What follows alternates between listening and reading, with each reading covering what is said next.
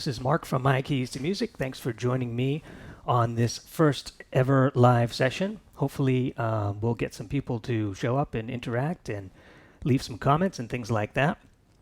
So, thank you very much for all the years of support for the channel.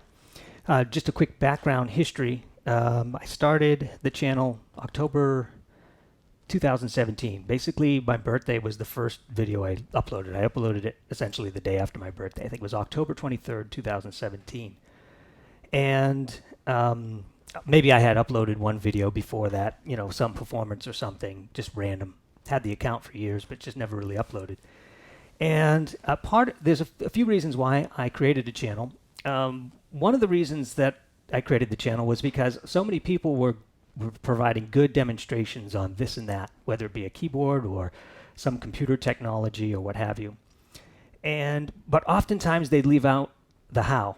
They would show you maybe the why and the what, and you'd get the end result, but you would never know at the end of the day exactly how they set it up or how they did it.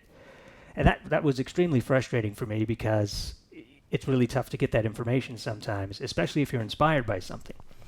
So that's one of the reasons I created the channel. The other reason is I thought to myself, you know, I love making videos. I love helping people. I love teaching. Those are things that come easy to me, or I should say they're very strong passions of mine. So with that in mind, I thought, well, what content could I do? I could do technical content. I could do maybe musical content. And I thought to myself, well, maybe I could teach people how to play the piano or something like that. But the truth is, I don't want to teach piano per se. Number one, there's a million people doing that already, and they're doing a great job in most cases. And then the other reason is, I think people can benefit more by learning the technical things, because that's what my brain happens to gravitate towards. The things that people don't naturally get. Let's say there's a lot of great musicians on this channel, and a lot of them don't need to learn how to play the instrument. They just need to learn how to master the instrument from a technology standpoint, and that's something that I can do. So, Omar, how are you? Nice to see you. Thanks for chiming in there. Always great to see familiar faces, and thanks for putting a comment in there. So, yeah, this is the maiden voyage of our live stream, and I figured I'd try it. This is kind of an oddball time, to be honest. It's great for me. My daughter just went to bed, and I've got, you know, several hours essentially before I go to bed, and so it works great for me. But when you think about what time it is right now, it's 10:18 on the Pacific coast here in Southern California. That's 10:18 p.m. So right now, the whole East Coast is pretty much in bed, as far as I'm concerned, as far as in the U.S. here. But I guess people in Australia are just in the middle of their day, and people in Germany and France and Europe and all those places are pretty early in their morning. They're just now getting up. So for them, it's Saturday morning, and for me, it's Friday night. But I figured Friday night would be a great time to do some sort of a live stream. And I just been anxious to try it, so I've been rehearsing and getting all my ducks in a row. So the little timer that you see here below, 6 seconds or whatever it is, 6 minutes, that represents when I'd like to actually start the lesson. And that way people know when the lesson starts versus the hello, how are you, and what are we doing here type of thing.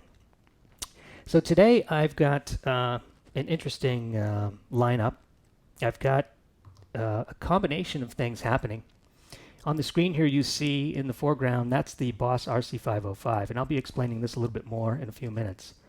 And then behind that I have the Nord Lead A1, which is a synthesizer from Clavia. And then behind that, I have the Korg Minilog XD, which is not from Clavia, that's from Korg.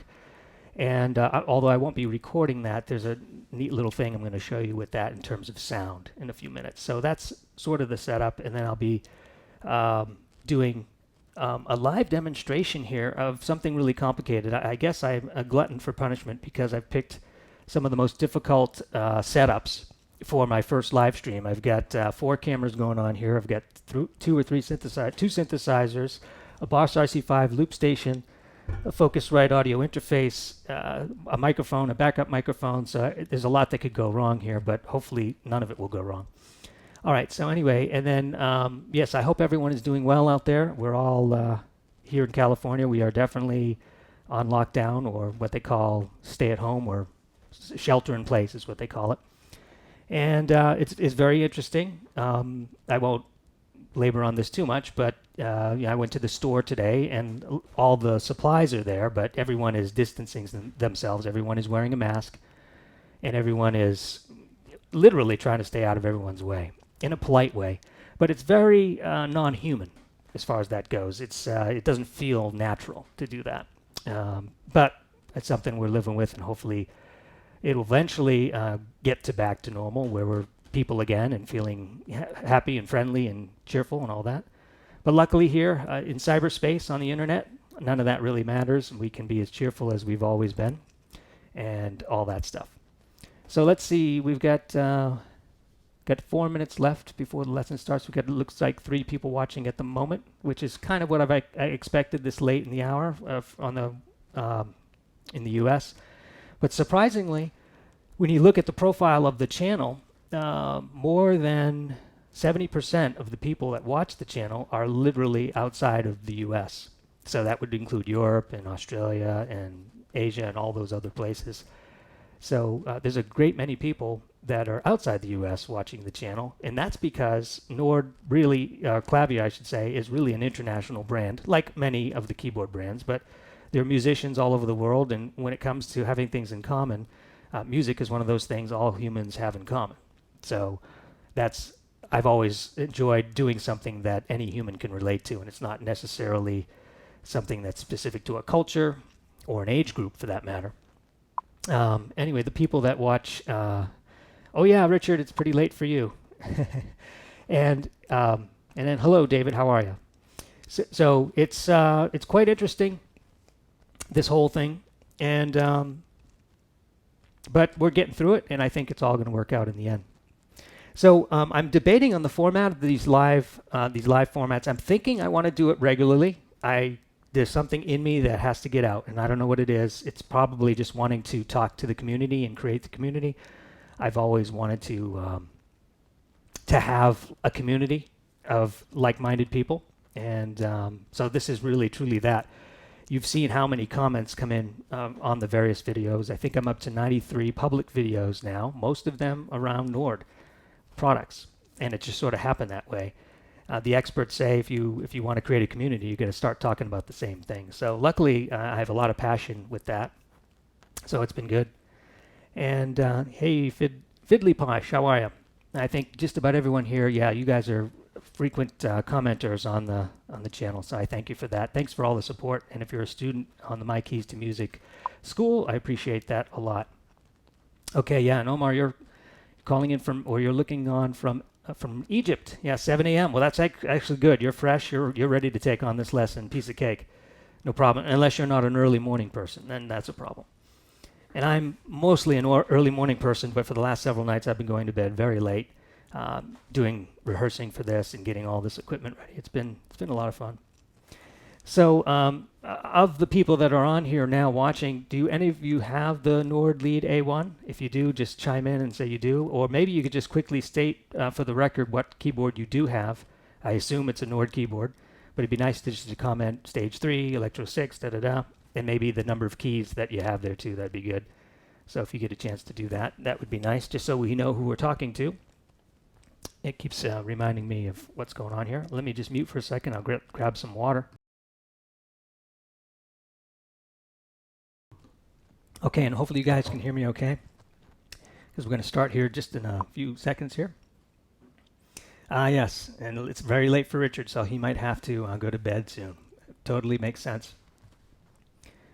All right, so I think we're going to just get started here very soon.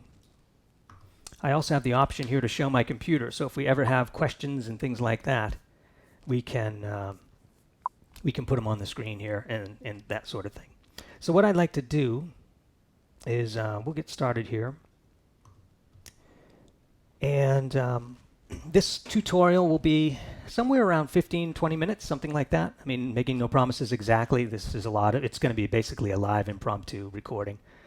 And from there we will we'll see where it goes. But what I'll try to do is walk you through what I'm doing, and we're going to create a soundscape and a whole miniature recording here live, which is kind of cool. All right, so let's start that. So what I have here today is, like I mentioned earlier, I have the Boss RC-505, which is a loop station, and this is essentially a 5-track recorder. And then you can overdub on each track. So, but the idea and why they call it a loop station is because there's a metronome inside.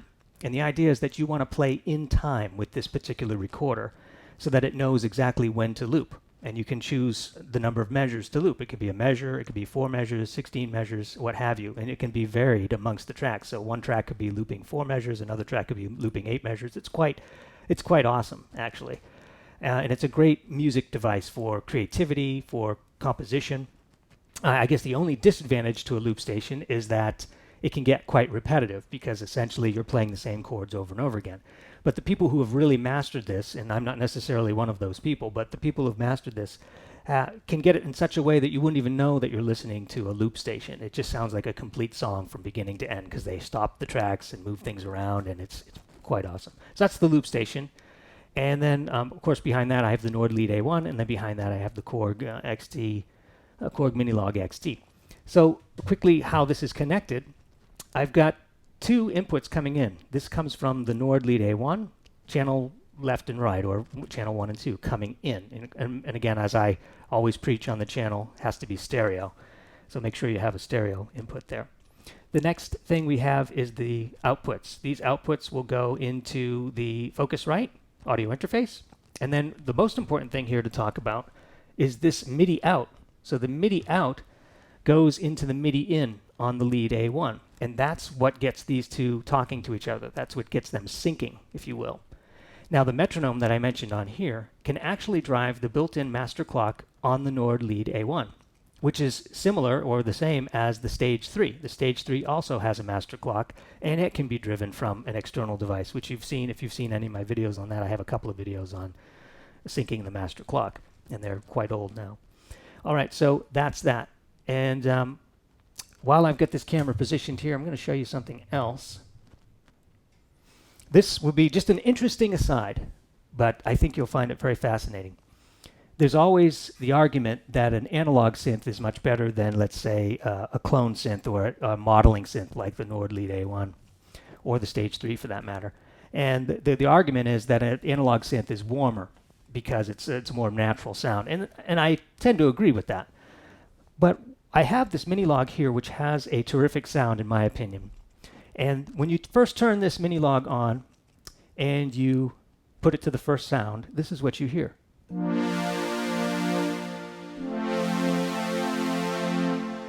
And I said, wow, that's a pretty cool sound. It's kind of airy, it's got that buzz, and it reminds me of the 80s, but it's even warmer than that. So I said, I want to be able to duplicate that on the Nord because I want to see if I can get it as warm or as close to that analog sound. So I think I did. So this is the original. That's the Nord.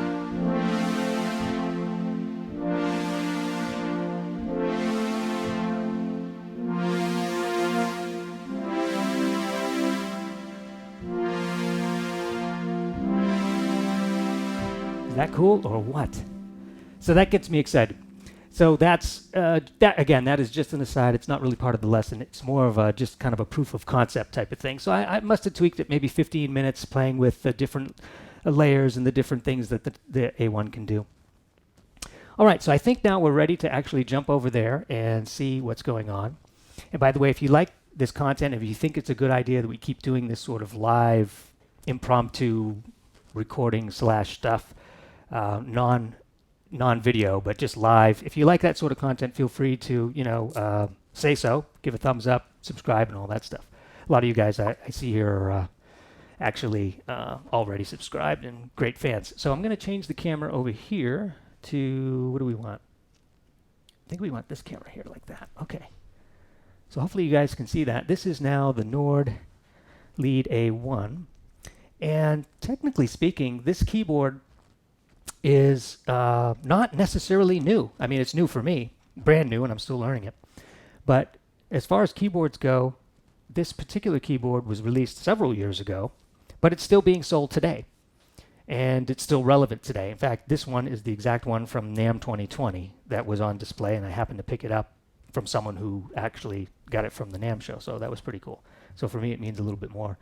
All right, so let's take a look. What we'll do first is we'll lay down a track on the RC-505.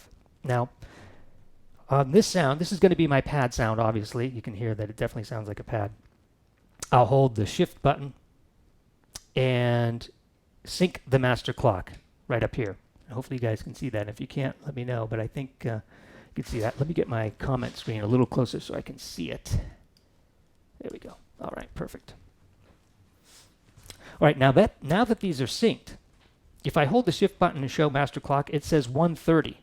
And the 130 represents the actual tempo. So as I change the tempo on the boss here, you can see that. See, I've got a knob here that changes the tempo. And as I move it down, watch the Nord go down in suit. So it's totally a slave to the lead of the boss, and that's simply MIDI out. There's nothing fancy about that. And it only works one way. The Nord can't push clock signals out to another device. It can only receive clock signals from another device. And there's nothing on the Nord you have to turn on. You just have to make sure you've got the right MIDI channel, but there's no clock on or any of that stuff. It's just MIDI out, and it senses the clock. If it's there, then you sync to the master clock. So for this sound, I don't necessarily need to sync to the master clock. On the subsequent sounds coming soon, you'll see that. So I've got it at 130. I'm pretty pleased with that. Along with the setup, I'm going to just put a simple metronome just to keep time. And then what I think I'll do is just play simple chords, F, C, and B flat. And we'll lay down, maybe do that a couple of times. I'll record it and see if we can get this right the first time. All right, so you should be able to see me. I'll have this view so you can see me record it.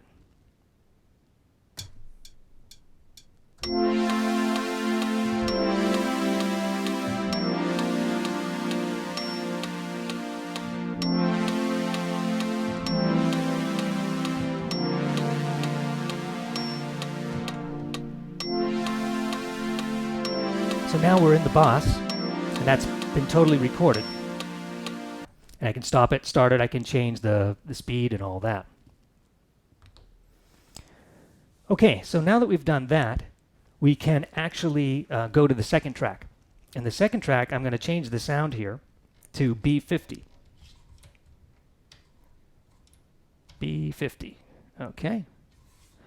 And now this sound is actually built into the A1. I made no change to this, but it's a very interesting sound. And what's interesting about it is the fact that it's broken into 4 parts, which are called slots in A1 land. They call them slots, but now on the latest Wave 2 that's coming out, they don't call them slots anymore. They call them layers. As far as I know, it's going to be called layers, but it's essentially the same thing. It's a part of the instrument that you can designate.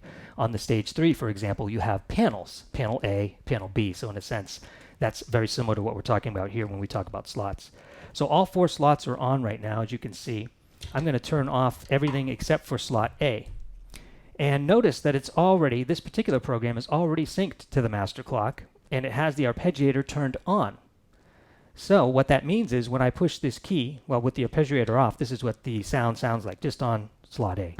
It's kind of a synth bass. With the arpeggiator on, now it's playing in sequence with the time, and of course it's repeating because it's an arpeggiator. And hello, Acom Fuchs. I think I hope I'm pronouncing your name correctly. We have now got the, now that the master clock is synced, all you need to do to see what the subdivision is, because when it's not synced with the master clock, the arpeggiator dictates tempo. When it is synced with the master clock, the arpeggiator dictates subdivision. So to see the subdivision, I can use this monitor button and toggle this. You see it's 16? So it's 16 notes, or 16th notes, essentially 16 beats per measure. That's why you hear that. So that's it for that. Now on the next slot, slot B, let's listen to this. Yeah, so that's more of a synth bass actually. The first one was more like a synth pulse, and this is a synth bass. This one, its subdivisions are 4. The third one, the third slot, is this. So we have a synth hi-hat on the 2 and the 4, and our subdivisions are 2. And then on the 4th slot, we have this. Let me raise the volume a little bit so you can hear. So that is a synth hi-hat of sorts, and the subdivisions on that are 16. So all 4 of these work together to create that a composition, if you will, and what it ends up being is a rhythm backing track. That's what it ends up being when we talk about this. So I've already got my pad sound, so I'm going to now incorporate the next track with the next sound, and let's play them together. So what I'll do is I'll cue this track up, and then I'll have the pad come in. I'll still have the metronome in the background. You'll see how we build this up. So here we go. Let's see, what was it? Let's see, I think it was... Okay, perfect.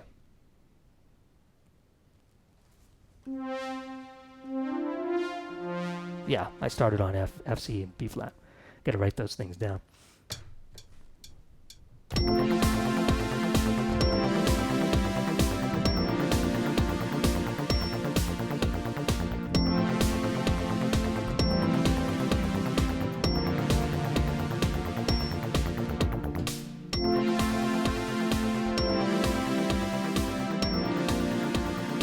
I'm just going to listen to track 2, because I think I ended early. That's all right. It's okay if there's a little pause in there. But when you're working with the loop station, you try to listen to see if it starts correctly. Sometimes you start a little early and you miss the first downbeat, but that starts right, and that starts right, or right enough. So now I've got my basic backing tracks completely done. Let's go here. All right, and now let's go back here and pull up a third sound. This will be B16, also built into the A1, also nothing fancy to change there. It's all built in, ready to go. And this is a very interesting sound. It's got 2 parts out of the box, and it's set up as a split. Now with the split setup, we have in the left hand sort of a pad. And in the right hand, and I know I need to bring the volume up a little bit on the right hand, get this great lead.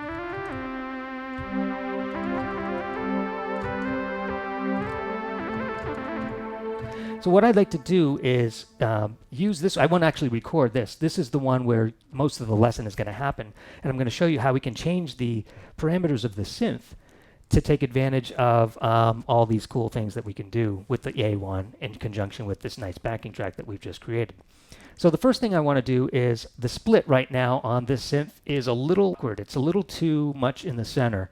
And I want more of the synth to play the lead and less of that left hand playing the left hand part. So right now the split is right here between basically middle C on this keyboard. This is a 49 key keyboard.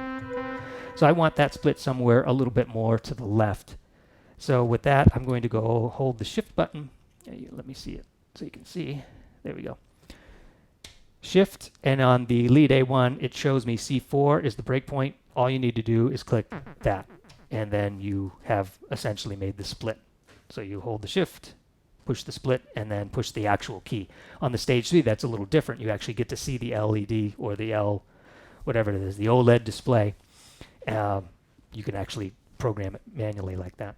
Okay, so now that we've got our split correct, let's just play along with this. I'm going to play it over and over again. Hopefully you'll be able to hear me as we go along, and I'll just show you the different techniques for the synth and how you can just make music based on changing a few parameters and on all that. We'll see how that goes.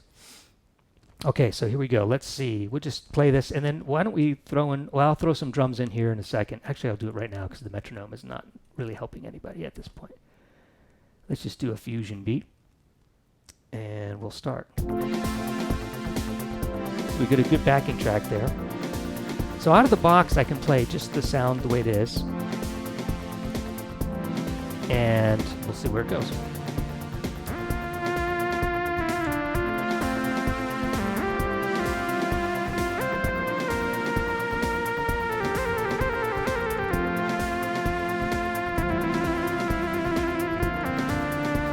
So it's in mono mode.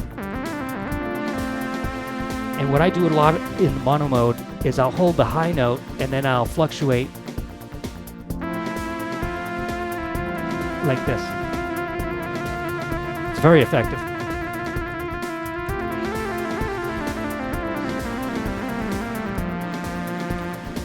All right, now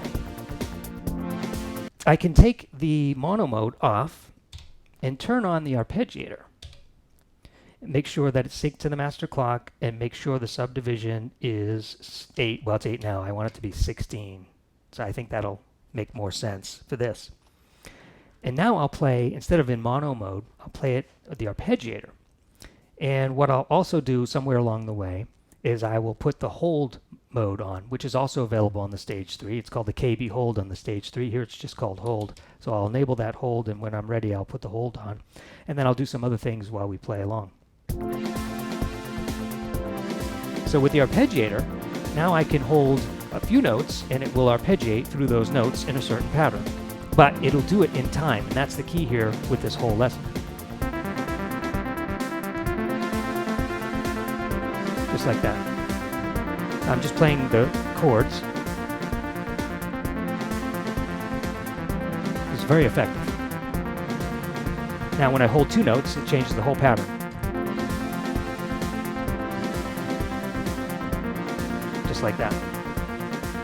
So now I can change the pattern on that arpeggiator to a down pattern. Same thing.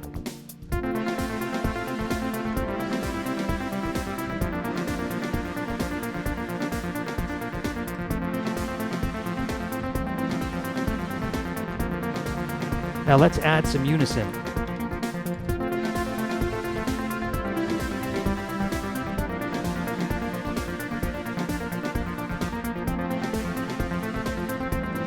Change the drum beat a little bit. Now if you play an arpeggiator with open chords, or just a moving line, what's nice about it is it's always going to play in time.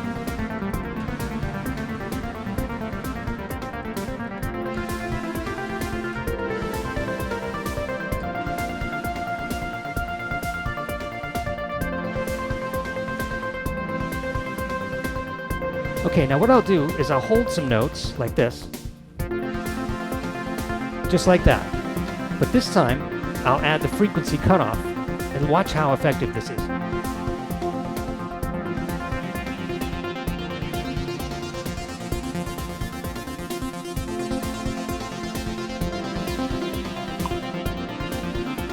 Now you can change the pattern midstream while you're doing that, by adding a B flat in this case. Now let me turn on some reverb to give it some space.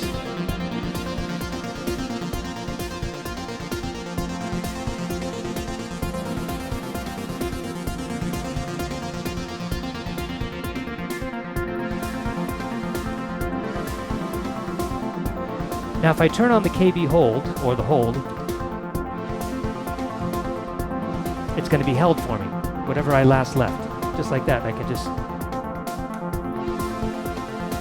Now I'm going to increase the frequency so I can hear it a little better.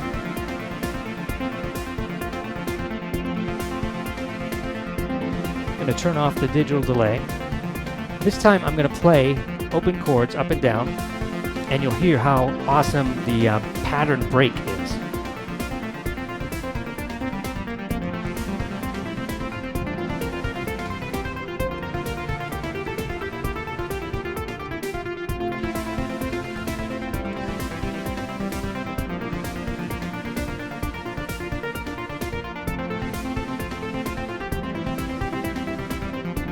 Now take off that first pad track.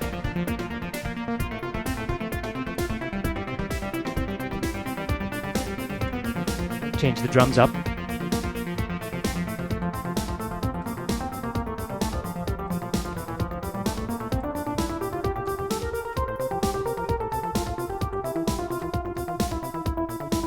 Now I'm going to increase the arpeggiator range. Gives us a lot more notes to play with.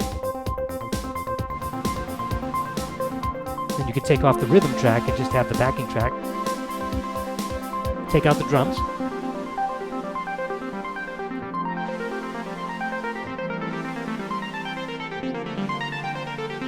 Change the pattern.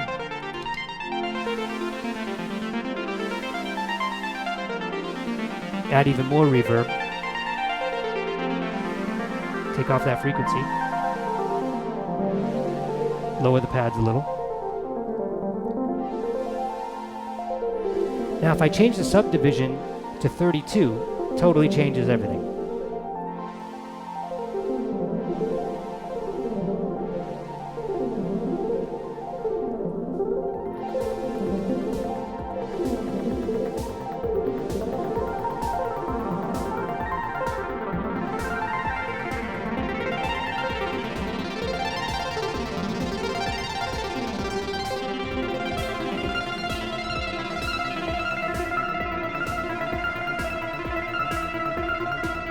Now you can add the mono mode even though the arpeggiator's on.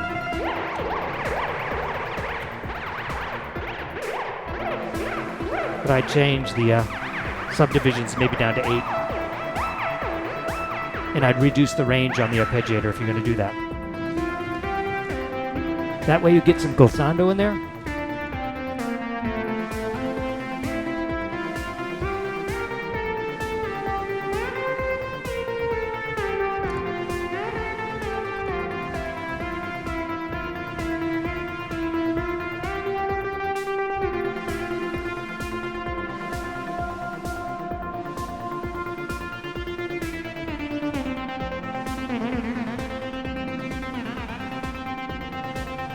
Now take off the arpeggiator.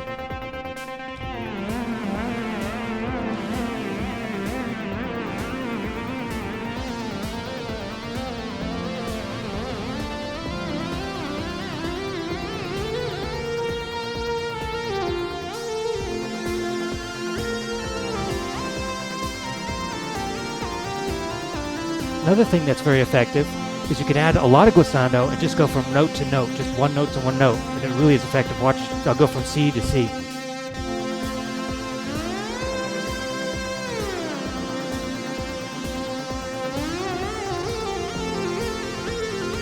Shorten it up. Hold the C and add it. Long.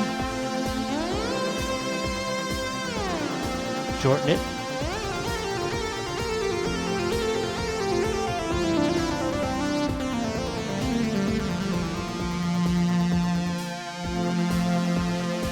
You can fade out your track.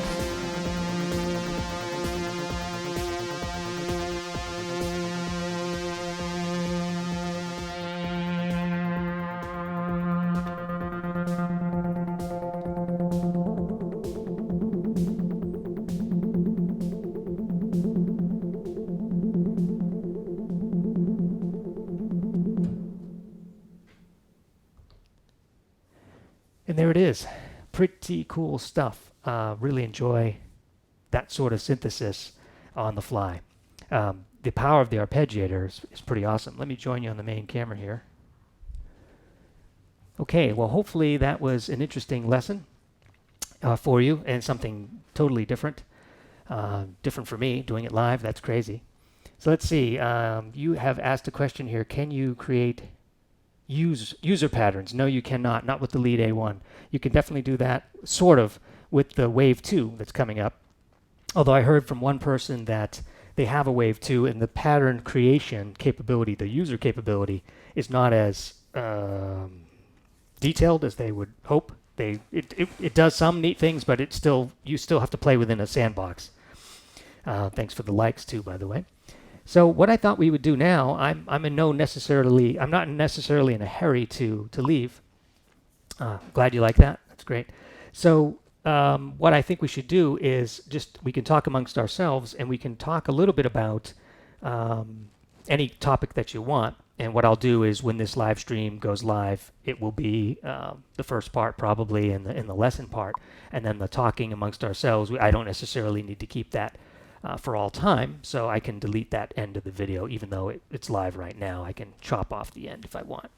So with that, yeah, and the looper is truly awesome.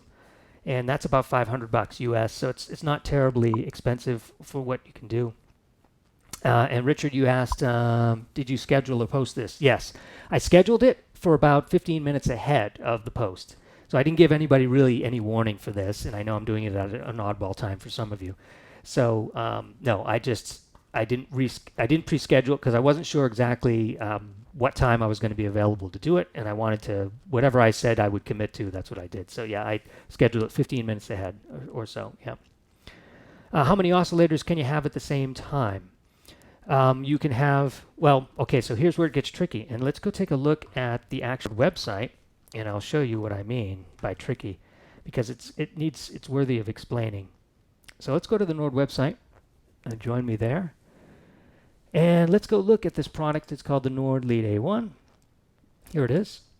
And when you read the description of this here, it says 8 oscillator configurators or configurations, 8 oscillator configurations. However, it's not really 8 oscillators. It's essentially 1 oscillator per slot. And it's a lot like the stage 3 in that respect. You have the one oscillator, the main oscillator on the left side, and then on the right side you can enhance it with an oscillator configuration. One of those configurations, or a few of them, can have multiple, a second oscillator in a sense. So you could mix a sine wave with a sine wave or a sine wave and a saw wave, and in that respect you have 2 oscillators on that one slot. So in that respect, if you had it in that situation, technically, yeah, you do have 8 oscillators. But in a pure sense, it's 4 oscillators, each on its own slot. But one then could argue, if you look down here where this function called unison is a special effect. It's not really a second oscillator or multiple oscillators, but the special effect gives you the impression that there's multiple oscillators all stacked, detuned ever so slightly, giving it, a lot more body. So that alone makes it feel like you have multiple, dozens of oscillators in that case. Yeah. Where's the Wave 2, the cool stuff coming out? So when's the Wave 2 and the cool stuff coming out? Yes. No problem, Dante. Happy to answer the question. So the Wave 2 is officially out in terms of, there's a lot of people that have the Wave 2. A lot of the Europeans have it now. I talked to a guy who actually lives in Sweden, and he sees a Wave 2 in his local music store. And I'm quite jealous over that. I've got my order in at Sweetwater at the moment. I'm supposedly first on the list, which always gets me excited. But they don't predict it till June. June is when the nearest, I don't know if that's when they'll ship them out to me or if that's when they will receive them. I am talking to another music store, also here in the US, that she has an order in for 2, and she expects them, or she expects some update soon, like May sometime. So she might get them in May, but she actually doesn't know. She knows that there's an order, but she doesn't know when the shipment will come. So the truth is, I don't know when I can expect mine or when we can expect them here in the US. Okay, so Richard, you asked a good question. So turning notification on, let me just show you this. I can put it in the broadcast here. Pop it right up like that, except I've got to close this to do that. Yeah, there we go. Whoops, didn't mean for that to be so big. There we go. Something like that. Yes. Sorry, I'm playing with all this stuff here for the first time. So turning notifications on this subscription is the way I found this while falling asleep to surfing else. Well, that's pretty cool. So the way Live works, the way YouTube Live works, is it will send a notification to subscribers, and it will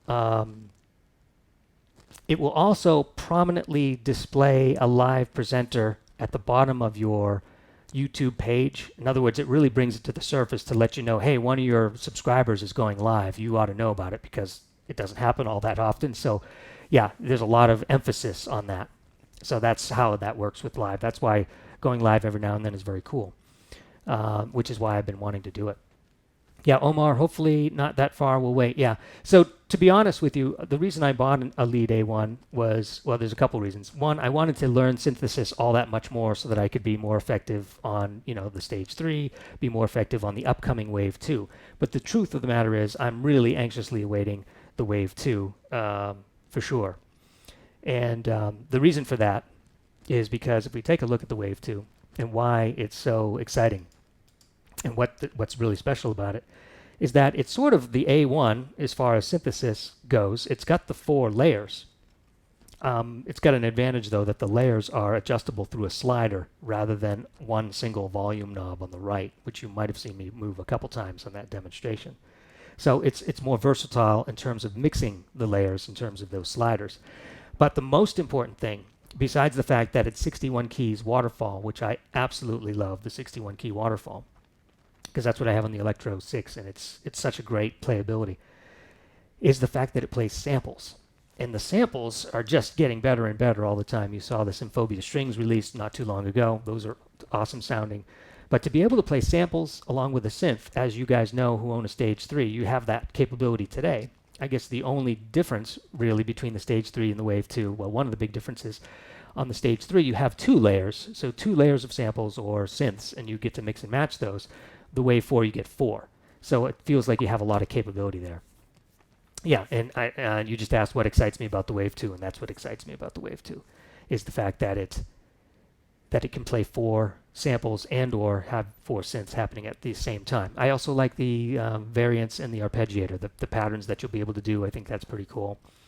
I do like the added reverb. They have that, I forgot what it's called now, but there's a new reverb capability. Dark, bright, choral, let's see, 5 sizes. Yeah, that 5th size, I guess it's,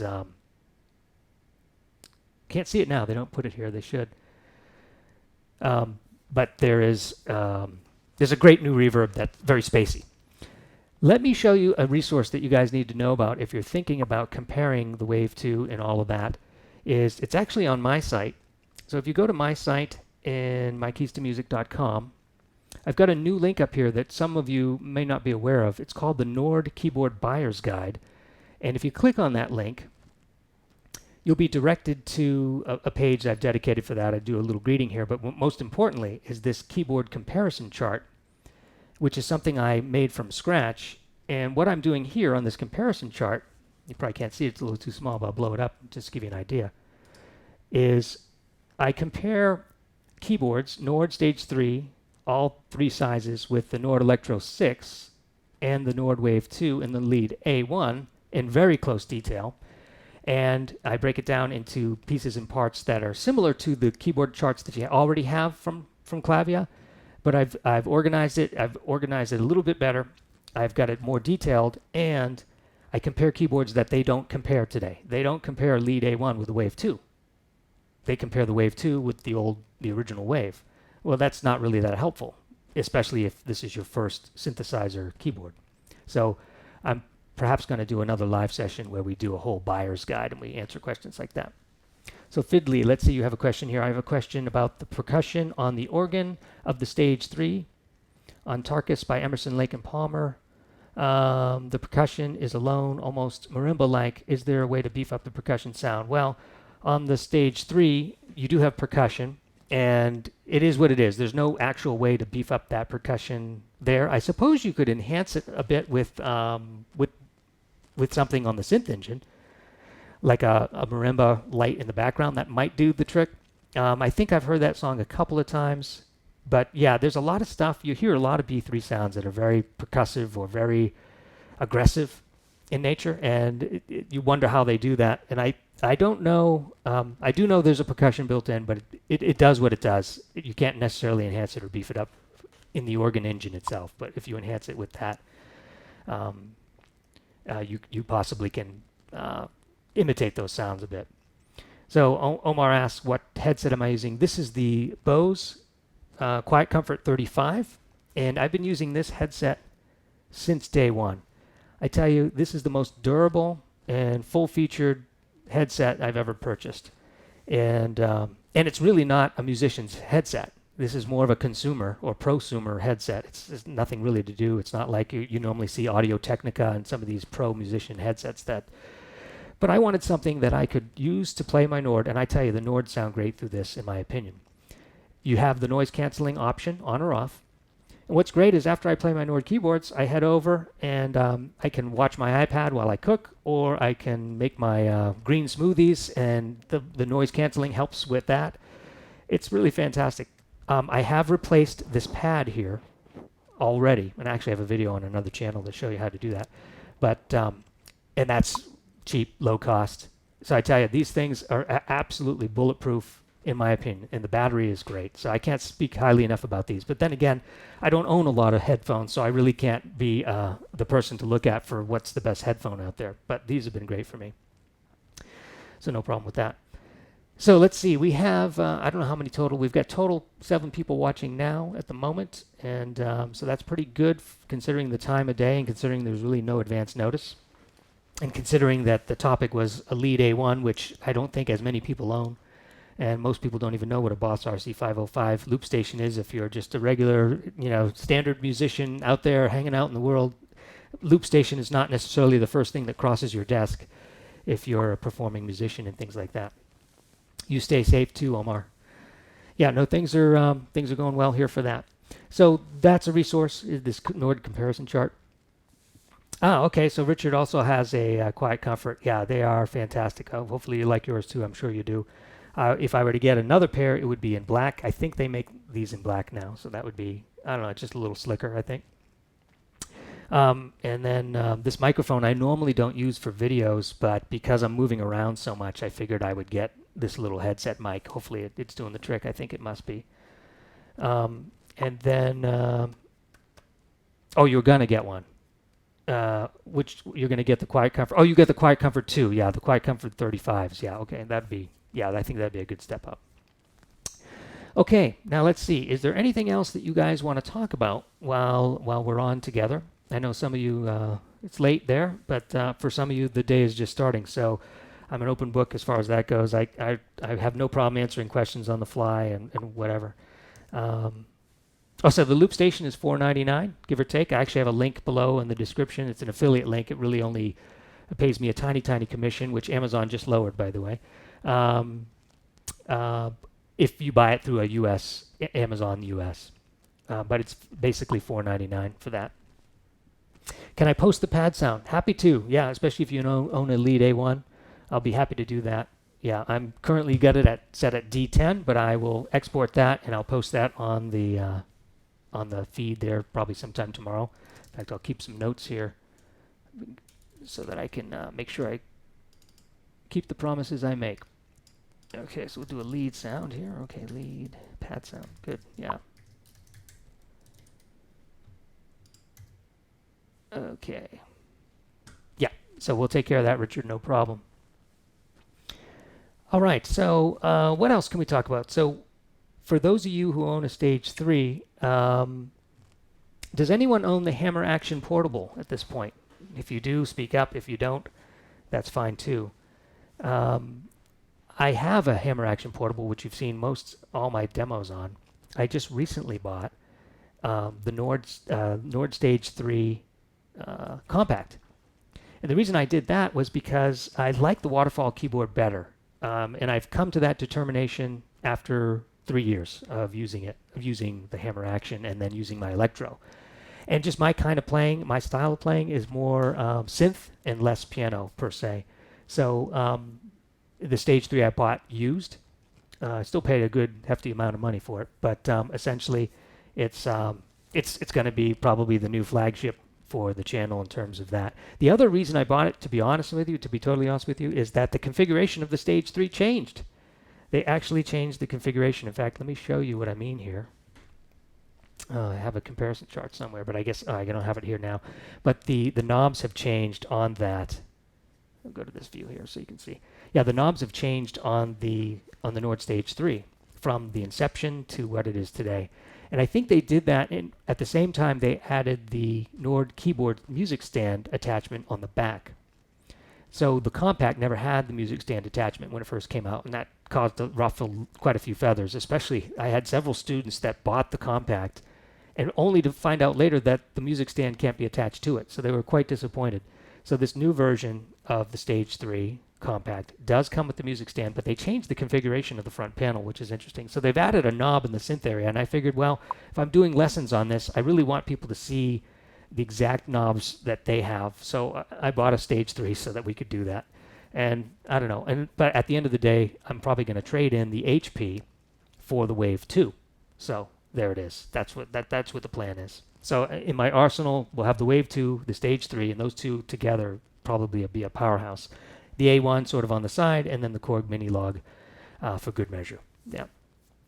Do I plan a tutorial for the Korg? I think it is on my master list for 2020. So yes, I am debating on that. There are quite a few tutorials on the Korg right now, as far as that goes, in terms of, there's a lot of people on YouTube with Korg tutorials, and they actually do a pretty good job. So, but I think it would help round out the channel and round out the offerings, and plus give us a chance to explore. Yeah, so Acom, you have the old NS3. Yep, I get that. Yep. And then Fiddly, you have the hammer action. You say the action can be limiting. I use a secondary MIDI controller for fast lines. Yeah, I don't blame you. It does. It's okay short term, but I remember even playing a heavy duty solo on the hammer action, you'd actually get tired in the middle of the song. You know, it's like, wow, I can't keep up here, because you're going wild on some Santana solo or something like that. It's like, wow, I thought I could keep up with this, but the hammer action really slows you down in that respect. But I think it might be good for people who play piano and want more heavy weight resistance in their playing. And I think it's just a matter of strength and things like that. But I agree with you on that. And then Richard, you contacted Nord to see if there's an add-on for the music stand. They said it would cost $200 with 200 setup. Wow. Okay. So well, it's neat that they even offered that, and that's good that you were able to contact them directly. Okay. Neat that they have that option. I didn't realize that. I guess you would have to bring it. Would you send it to them, or would they send you out a kit and then you drill your own holes? That'd be something you can answer there when you get a second. Yeah.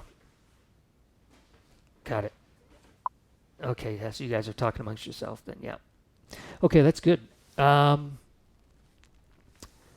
What else do we need to talk about? So what's next for the channel? So we've done some discovery videos. Those are always interesting. They take the longest. I think I've pretty much covered almost everything I want to do with the Nord 3 in terms of training on the channel in general. I do want to keep up the lessons in the school. I want to keep those going and continue enhancing lessons as needed. Like I mentioned before, we're going to add all the new panel stuff for the synth engine. Okay, yeah, you have to drill your own holes on that. Got it.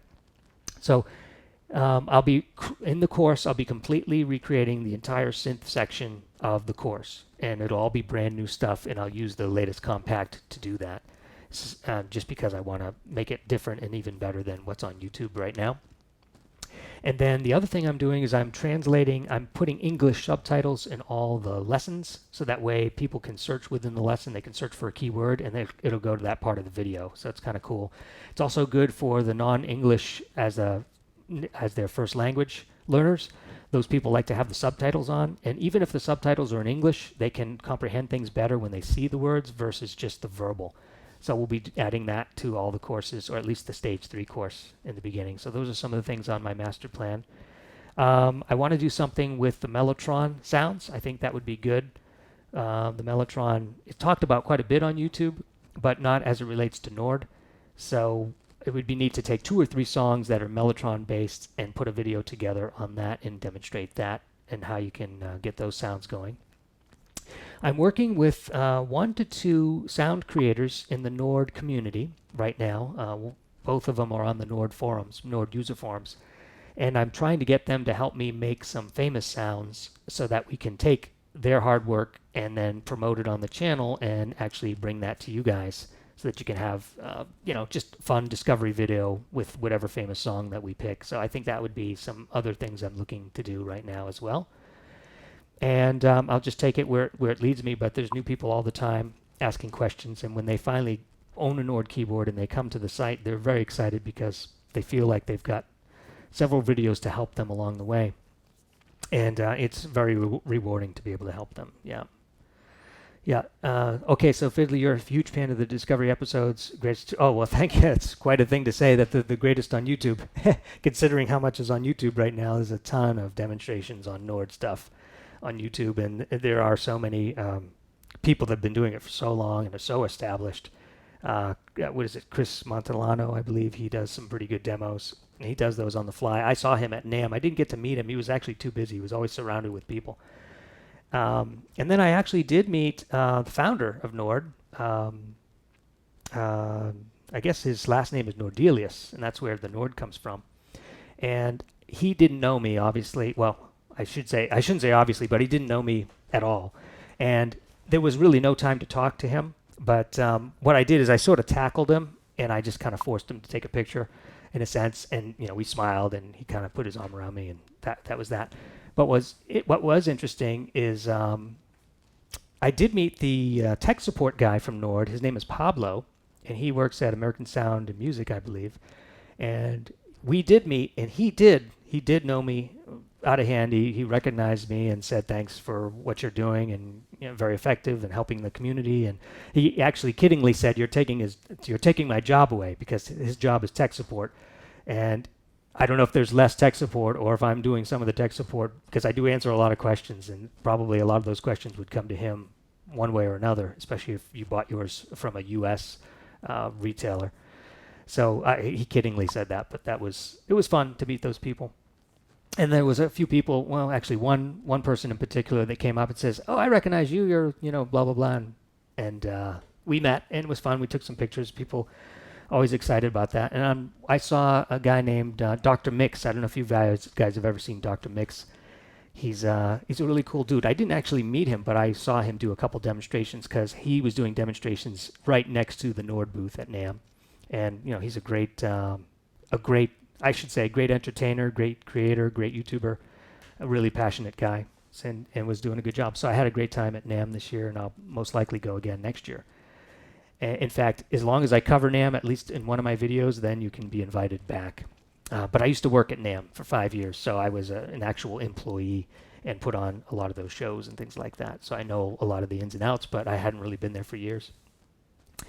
Yeah, and then you guys are saying thanks for the help, and learned a lot of the stage 3 from me. Well, thank you. Yes, yeah, I've learned a lot of the stage 3 from me too. It's you learn a lot more by doing videos than you would any other way. If you want to learn something, make a video, and you will absolutely learn it.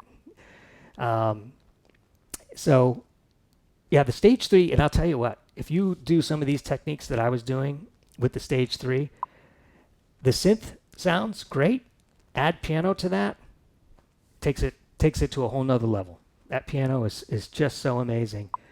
You can even, it's amazing what you can do. Just load up your stage 3 with the very first sound, A1 or A11, I guess it is, and then play with the synth, change the frequency a little bit, and start tweaking some of the knobs like you saw me do. You won't believe what you get for sound just from the first program without doing much. And then you can take your piano, add a little bit more reverb to the whole patch, and then take your piano and move it in and out of the bright versus the the soft, the different modes on the EQ on the piano, and then bring that synth volume up and down and change that frequency cutoff.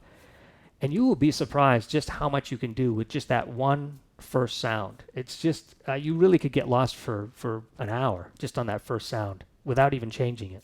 Because you can tweak those synth settings. So quite effective. You can really make some nice music on the fly. Really good for like worship settings and things like that. All right, so we have here, do I play guitar? No, I don't play guitar. At Fiddly, you're familiar with Dr. Mix? Yes. Any recommendations for great sounding amplified speakers? I get this question a lot. I must have been asked 4 or 5 times just in the last month about what speakers to use. And I have JBL professional studio monitors. They were a deal that I purchased from Sweetwater. I'll put a link down below the video here as far as the speakers I use. I'm not going to say that that's ideal necessarily. I'll tell you what. I'm kind of spoiled because the headphones, nothing sounds better than the headphones. You really hear the stereo separation, and you can hear the sonic, the fidelity and the EQ just so perfect. Maybe I've just gotten used to it and I like it that way. But when you listen to the speakers, it's just kind of a letdown in a way. And I think that's what people are asking. What speakers sound best? Now, according to the people that have played with the Nord, the piano monitors, and we'll go look at those right now. Let's see what we got here. We'll go back to the Nord website. And right here. Okay. And I think we can go there under products. See, they probably have that. Here we go. Yeah, the Nord piano monitor. Now, those are supposed to be good. They're not that big. You can mount them directly on a given keyboard. I don't know if they mount directly on the piano. or the Grand. At the Grand and the piano, they probably do mount directly. I don't know if they mount on the Stage 3 out of the box. Probably they don't, but they supposedly, designed to work with the piano specifically. I would imagine the synth sounds great. So I guess if I was looking for a studio-only setup, those monitors would be something I would be really gravitating towards if I wanted to not play with the headphones all the time. And I would imagine you could entertain a small house party with those monitors as well. I would see no problem with that. Oh, are you guys seeing this? Yeah, you're seeing it. Okay, good. I don't play guitar. I did play saxophone. I played saxophone, majored in saxophone in college, music school. And actually, I never really formally learned keyboard. I took lessons. My parents made me take lessons when I was 8. Took lessons for a year or two. And then I took another year of lessons when I was 16. And then through college, I just kind of dabbled and played, and I always played in bands and things like that. So, but in college, I played saxophone. And that's what I majored in. Music business, believe it or not, was what I majored in college. So, yeah, classical, jazz, things like that, played in ensembles. And through high school, music, and all that stuff. But I always had more love for the piano and the synthesizer. And the reason is the saxophone makes one sound. Keyboards can make any sound. Once you have a keyboard, the world is your oyster. You can make any sound you want, whether it be drums or imitate guitar, piano, organ, you name it. And especially when you get an Ord, you got it all. You got all the sounds that you could ever want. And then connect that to a computer, and you can literally make any music you want. The only thing it doesn't do is sing. So if you can sing and you can play keyboards, to me, you've got every instrument covered. Not necessarily true if you play guitar, although you can pump guitar through MIDI and do the same thing in a computer. I suppose that you could do. But so I've always gravitated towards that. I fell in love with the synthesizer in 6th grade when I saw the Korg, the Korg Poly 6. And they were doing a demonstration at school. And they said, anyone interested? They literally put it over the PA speaker. I was just in class. This is, 6th grade or something like that. Yeah, 6th grade. And they said, anybody who wants to see a synthesizer demonstration, come down. And this is, 6th grade, we're talking several years ago. And I just raised my hand. I don't even know why I raised my hand. Yes, I'd love to see a synthesizer demonstration. And went down to the music room, and there it was. It was the Korg Poly 6. And it just looked so amazing. And then they turned it on, they turned on the LFO, and they made a helicopter sound, and they were imitating sounds from sticks, which was popular back then. And I was blown away. And from that moment, from the moment that I saw that and heard that, I said to myself, this is it. This is what I'm doing. I love, love, love this. And from that point forward, I was just starting the saxophone at that point, and that was my entrance into the music track. But from that point forward, I knew music was a big deal for me, and synthesizers specifically. And I've always played in bands since high school all the way through till today. Semi-pro, part-time, definitely not full-time. In college, because of music business, I was obviously needing to learn the computer, and I did. I fell in love with the Macintosh, and from that point forward, I went to NAMM. Luckily, I got the internship because in order to finish your music degree at the University of Massachusetts, you had to go to do something in the music industry. NAMM had an opportunity to do an internship in 1991. I flew to California from New Hampshire and set stage at NAMM. And it turns out, as a young lad, I knew a lot about the computer, more than people did back then. So I was helping everyone with the computer. And it basically became the IT intern.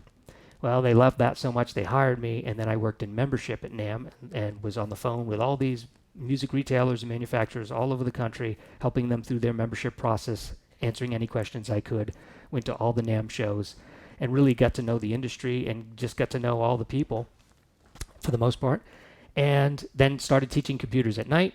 And then from there, I went, and after teaching computers at night, I got my first customer on the consulting side. In other words, I would go to people's homes and teach them computers, whether it be Macintosh computers and then databases using a software program called FileMaker, which is essentially a database program owned by Apple Computer. From there, I started a company, and that's what I do today full-time. I have a company, a software company.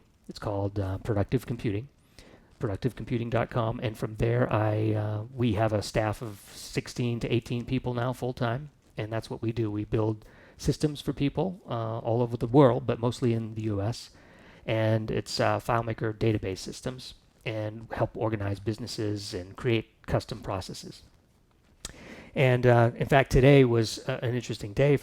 Speaking of that, I think it was, I don't know if it was MSNBC or one of the big news outlets released an article about how Apple has this hidden gem called Claris in FileMaker. Claris is the new name of it. And how this is the low-code answer to coronavirus in terms of businesses are displaced all over the world and things are changing so fast and people need low-code rapid development, and that's what FileMaker's good at. So anyway, that's what we do during the day. All right, so let's see. So those are the only instruments I play, is saxophone and keyboard, but I haven't played saxophone for a while. And then any crazy stories from working at NAMM? Oh, I'm sure there are. Let's see. Well, I remember one day, this was probably my first or second show, and I really liked the group Yes, like many of us do.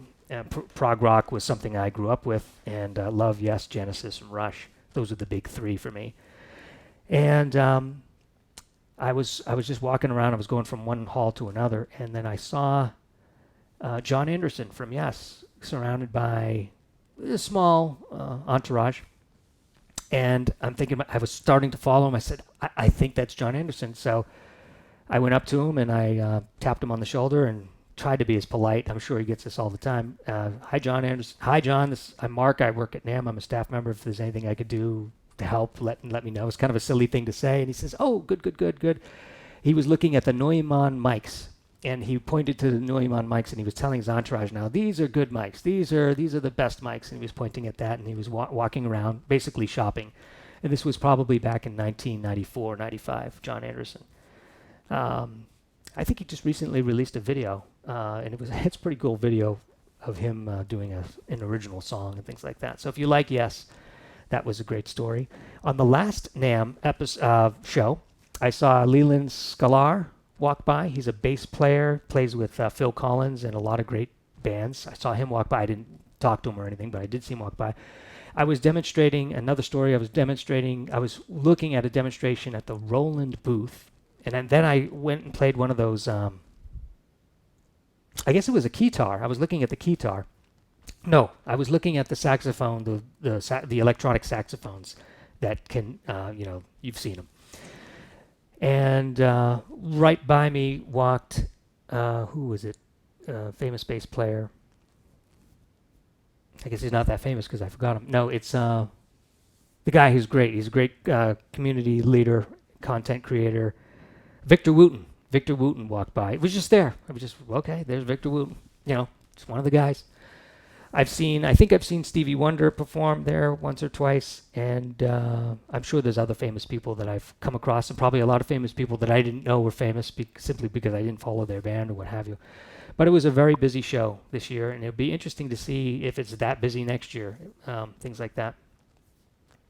Okay, so we've got here, have you ever heard of Rick Wakeman? Oh, yes, absolutely. I love a Discovery episode on any of his synth sounds. Yeah, that's so true. He uses a lot of great synth sounds. Rick Wakeman from Yes, the man who wears capes, and he's still around today on YouTube quite a bit. You can easily find stuff from him. Funny guy.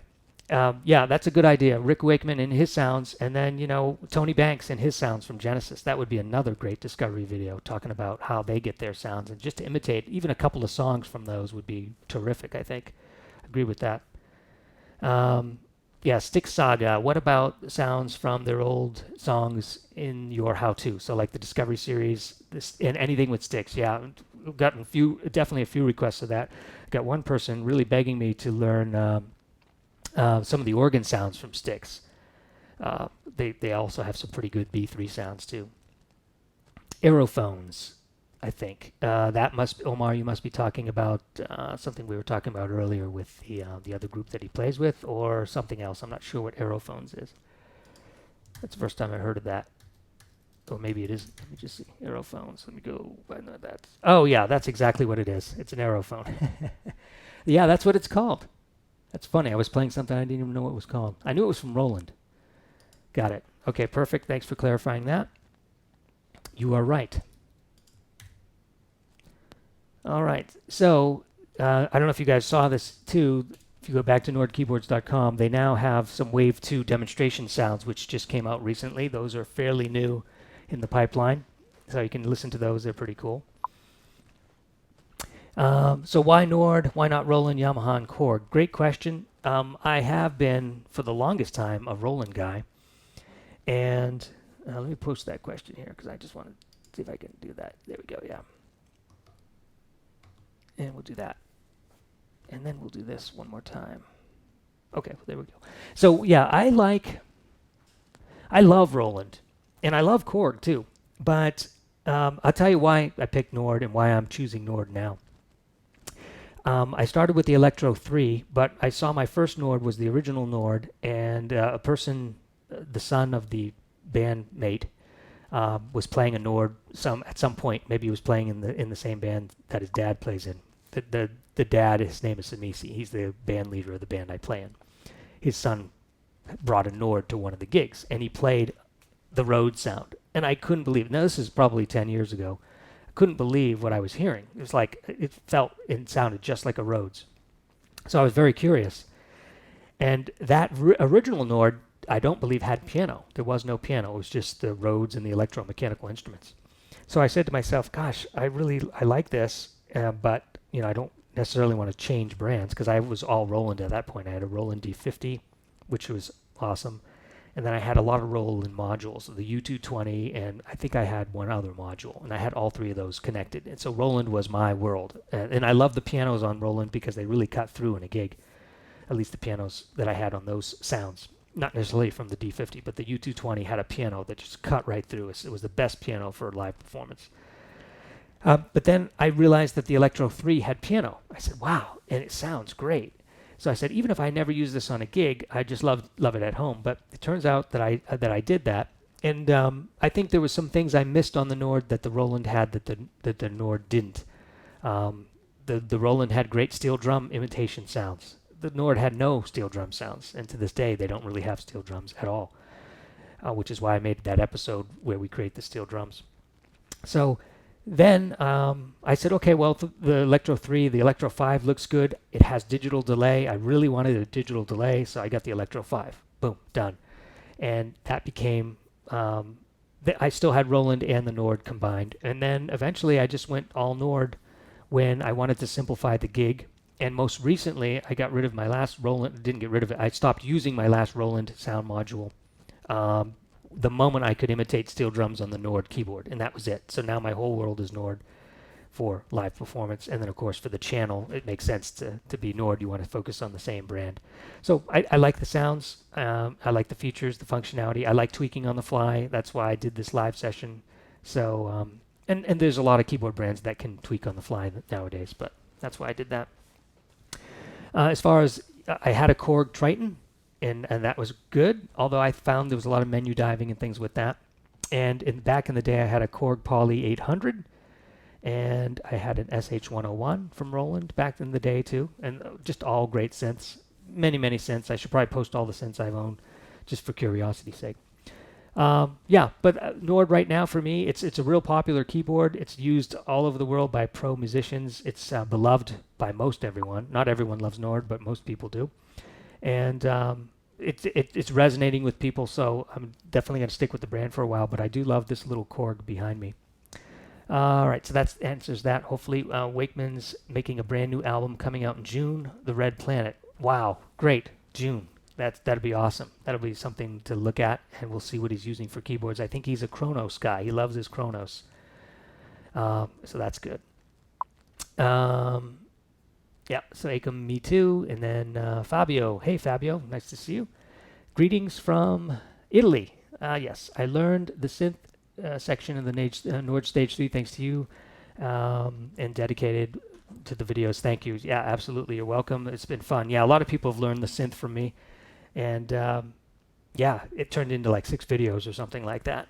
And it's not something I would do in one video necessarily, especially if people have never learned how to do synths before. I mean, you can't just throw all that at them at once in 1 hour and then expect them to learn that. So that's why I did it over 6. And yeah, to this day, people are still learning the synth using those videos, which is great, and it's fine. Let's see. Did you ever get rid of your old synths? I did get rid of all my old synths, yes, except for the Roland modules. I still have 2 Roland modules, the U220 and the R something. It's like the big brother to the 220. And those are still in a rack in the garage. I have those today, and I can still play those and bring those out anytime. But no, all the rest of the keyboards are just, I'm focused on the Nord. So that answers that question. Good. All right, so let's see how long we've been live here for. Oh, 1 hour and 15 minutes. That's pretty good. It goes by quickly. And it looks like we got 9 people watching here, 4 thumbs up, so that's good. It's really great to be able to talk with you guys directly and interact with you. It's not something I thought I would ever do, to be honest with you. But I think it's interesting because I do long to have a little bit more interaction with you people. I do through email. I know a lot of you have emailed me back and forth like that, and that's also enjoyable. And sometimes I'll even make you a personal video if there's a complicated question that can't be answered easily. The YouTube videos, they take a long time to do, and I'm going to try to reduce the time that it takes to do them because the editing is, I mean, I can only get 1 out a week at best. A lot of times I can only do a couple of months. So if I can reduce the editing time, that's the key right there. And if I can reduce the research time on making the sound to begin with, then we're going to win-win on that. So I'll try to do my best on that. I'm using new software here tonight. It's called eCam Live, and it allows me to switch different presentation screens and things like that. So if I can do that, if I can do what we did live here tonight on a regular video, then it's going to go a lot quicker. Let's see what we got here. Yes, there are pros and cons between Nord and Roland, mostly in tweaking sounds. Yep, it's true. Yeah, I'm not too familiar. I never learned Roland the way I've learned Nord. Absolutely not. I've mostly for the Roland stuff, I would just find a sound, do very little tweaking, and just go with it. And that would be that. It's only the Nord that I've really learned that tweaking and the power of that, especially when I'm trying to imitate all these famous songs. It's a great fun to do that, to see how close you can get to the real thing. And then the closer you get, the more people get excited because they look at that and they say, wow, I can imitate that sound from 40 years ago, 20 years ago on my Nord keyboard. And then you realize it's not necessarily that difficult to get close a lot of times. But then if you have that sound, it brings back all those memories and it makes you feel like you're there in a sense, kind of performing it in real life with them. I don't know. That's just the way I think about those things. And of course, when people don't own a Nord, and there's a lot of people out there that don't own a Nord, but they're snooping around, they're checking things out, and they're trying to decide, because these are pretty big investments for people. And for a musician who buys a keyboard this expensive, for most of them, that they're not going to buy another keyboard for several years if they're going to spend $3+ grand on a keyboard. They want to know that they're buying the right one. So that is that's important to people. So I think that's a lot of the reason why I do those comparison videos, and I have my buyer's guide and things like that. What's my favorite song to play? When I did the Procol Harum song, Whiter Shade of Pale, that was fun to play because the sound was so close. I enjoyed all the Discovery videos, to be honest with you. I enjoy playing all those videos. The kind of music I like to play, I don't really learn songs per se, which is why I don't necessarily want to ever take requests on these live things or anything like that. I really learn chords and patterns and things like that. In the band that I play with, it's largely improvisational. So we'll have a song, and maybe the song has a lead part or a rhythm part, and those are pretty straightforward. It's just basically reggae, Polynesian rock type stuff is the kind of music I play in the band that I play in. And but there's no, I don't play jazz. I don't have to learn a complicated jazz head or anything like that. And I'm not a piano performer in a bar or anything like that, so I don't learn songs, I don't sing. So what I find myself doing is more of like following the Rick Wakeman type stuff and seeing, okay, could I, based on this chord pattern, can we play along with that and have some fun? A lot like we did in the live thing. It's pretty much the kind of music I like to play. So there's no particular song. I never sit at the keyboard and say I'm going to learn a song. I just never do that. Never. Except for the Discovery videos. And even then, I'm not learning the whole song. I only learn parts of the song, the key parts of the song, and then show you guys and let you guys figure out the rest. But no, I actually just sit down and play. Basically, I figure out what chords I'm going to play, and then I play along with it, tweak the sounds, and kind of get lost in it, kind of just compose on the fly. And that's generally what I spend almost all my time on when I'm playing alone, just for me.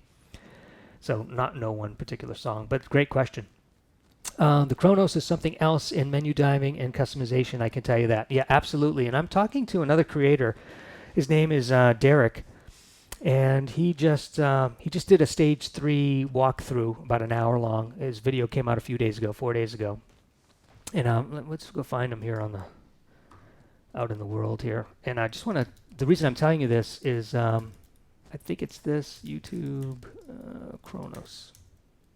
Might found it that way. Let's see. Yeah, here he is, Derek Keels. Okay, so he just created a video. He's calling it "Our Nords Overpriced." That's the name of his video. And actually, somewhere along the way, somewhere the 25-minute range or so, he mentioned the channel and how much he learned the synth from me and all that. So he's emailed me directly, and we've become sort of buddies. So he created this video, and we talked. And again, he probably wouldn't necessarily want me to announce this in the global perspective, but he plans to do. He's got a Kronos, and he's planning. He likes to teach, and he's planning on doing some Kronos lessons on YouTube, perhaps, because he said the manual is over 1,000 pages long, and that's cuckoo to have a manual that's 1,000 pages long. The Nord Stage 3 is over 100 pages, and people are already complaining about that. I can only imagine what the Kronos users are going through, and that's a task I don't think I want to climb. That's Mount Everest when it comes to teaching keyboards. I don't know if I want to climb that mountain. All right, so the Kronos is something else. Menu dive. Okay, yes, you're similar like me in approaching music. Okay, yeah, so true. I just like to play music. Just sit down and play. All right, so yeah, that's good with the. Boy, we covered a lot of topics already in very little time. That's good. So, is anybody looking to get a Nord Wave 2, or is there anything about that interests you that could be potentially used as a secondary keyboard? That's my first question. And my second question is, how many of you use a single keyboard for your performance and versus multiple keyboards? I'm curious about that. Yeah, the touchscreen is a menu diving. From what I've heard, it's pretty crazy. Yet that's the one Rick Rickman chooses, the Kronos. And actually, the Korg Kronos is not a new keyboard at all. Really, that's been around for a while too, but it is beloved by many. Let's see what we got here. Why am I over here? I want to go on the buyer's guide one more time here. Take a look at this. The manual is a yoke. Did you mean a joke? Okay, so stage 4. Yes, stage 4. When will the stage 4 come out? Yeah, that's a good question. I wish I was on the inside to know that answer. I would imagine with every passing day we get closer to the release of a Nord Stage 4. And then when we do, what is it going to have? It would be neat if the Stage 4 had 4 layers. If that had 4 layers, then it would be sort of the Wave 2 combined with the piano and the organ. And then it would be a pretty awesome instrument. I've met several people who, when they find out that there's only the ability to play 2 synths at once on the stage, they get a little disappointed with that because they want to use the left hand for bass using one synth engine, and then they want to use the right hand for another synth sound, but they want a layer on top of that. So let's say strings and a flute on the right hand and bass in the left. And I have to tell them, you can't do it that way. It doesn't work that way. They get pretty disappointed because they figured, hey, the Stage 3 should be able to do that. And I sort of agree. So if they added 4 layers to that, that would be awesome. All right, so Stage 4, and yes, okay, so it is a joke. Well, I haven't looked at the manual. I didn't see the manual for the Stage 4, actually. All right, so both, it looks cooler to use 2, but I can just play fine with the Stage 3 using programs and panels. Yeah, that's so true. And it does look cooler to use 2 keyboards. I was thinking of doing a video it's called Do You Sit or Stand? Because it would be curious to see how many people sit while playing keyboards and how many people stand. And it really seems to be split down the middle. I suppose if you're a piano player like Billy Joel, Elton John, they tend to sit. But then you get keyboard players like Rick Wakeman, he always stood. But then Tony Banks always sat. And then you look at the Doors, they sat and played. And Procol Harum sat to play the keyboards, but you know, the B3 you almost have to sit. So I don't know. It's a cuckoo subject, but actually it is kind of curious because we don't really think about whether we sit or stand. And I always like standing. And the reason I stand is because I think it provides more energy for me and it provides a better performance in general for the audience. But by the same token, when you stand, it can get tiring on a 4-hour gig and what have you. And it's also harder to use control pedals when you stand. And when you sit and use a control pedal, it's very easy to move that FC7 or whatever the control pedal is that you are using. But when you stand, someone just brought that to my attention. Hey, when you stand, these pedals are hard to use. Yeah, it's so true. I didn't realize that fully until they kind of mentioned it. So let's see. All right, let me read some more comments here. Okay, so we've got, I use a Stage 388 for my main synth, organ, and piano driver, Novation S61 and MK3 as a sequencer and faster key bed than the Nord, and Micro Korg XL for vocoding and quick leads. Ah, cool. Vocoding and quick leads, that'd be cool. I would love to have Nord, if Nord could add a vocoder, that'd be kind of nifty. Just kind of talking to that, I think that would bring that whole idea home. All right, let's see. Richard, you say, let's see, splits and layers, use the Yamaha 88 key, but play the Nord piano samples MIDI. Okay, yeah, I know a lot of people like that Yamaha 88 key. There's been a few people talking about the controllers from Yamaha and how much they love them, if that's a controller that you're using. Good, but play the Nord piano samples. Yeah, and a lot of people like the samples. In fact, there was another guy, in fact, I just did a video on this where the guy was playing a Yamaha 88, but wanted to hear the piano from Nord, but just didn't want to play the Nord. So I can see that happening. And then let's see what we have here. We've got, Acom says that's the reason to use the Wave 2 to layer 4 synth sounds. Absolutely, yeah. And that's what I'm most excited about with the Wave 2, because I think if you can say 2 synths and two samples at the same time, man, that's got to be powerful. Or 3 samples and 1 synth, or 4 samples playing together. And then you get some nice split options on the Wave 2 as well. I think you can split it 3 times, something like that. I think there's 4 zones. I did put that in my comparison chart at that point, but yeah, so the Wave 2 is good. You know, when it first came out, I wasn't sure what it was going to be. I was never really that interested in the Wave 1. I guess I never really understood it. But now as I take a close look at the Wave 2, I kind of immediately said that's what I want for the next synth to look at. But if it was your only keyboard, I think that, and piano and organ were important to you, I think the Stage 3 still has it beat in terms of what keyboard you'd want if there was a single keyboard to be had. Not to mention, the Wave 2 only comes in 61 keys at this time, so it's not really meant to be maybe the main keyboard that you'd use, but I can definitely see it as a top keyboard and with the Stage 3 as the bottom keyboard. In that combination, now you have 6 layers, 2 on the stage, 4 on the Wave, all being able to play samples, the great piano and the organ from the stage, all the synth capability from the Wave 2. I think those 2 keyboards would pretty much be able to cover any sound for any cover band that you could ever imagine. Although I'm sure there's some exceptions. You would really get close at that point. All right, let's see. Agam says that's the reason to use the Wave 2 layer for it. Yeah, we talked about that. Okay, and then hello, Luck. I don't know if Luke or Luck. Luke probably. Hi, is the Stage Nord 6 a good choice for 11-year-old girl who plays classical music and church organ? Many times she plays on weddings or church and wants a mobile instrument. Thanks for the advice. Nord 6, I think you're talking about the Nord Electro 6, and I would imagine if you're talking about something that's small, you probably want the 61 key. And it does have church organ, and it's probably okay for classical music.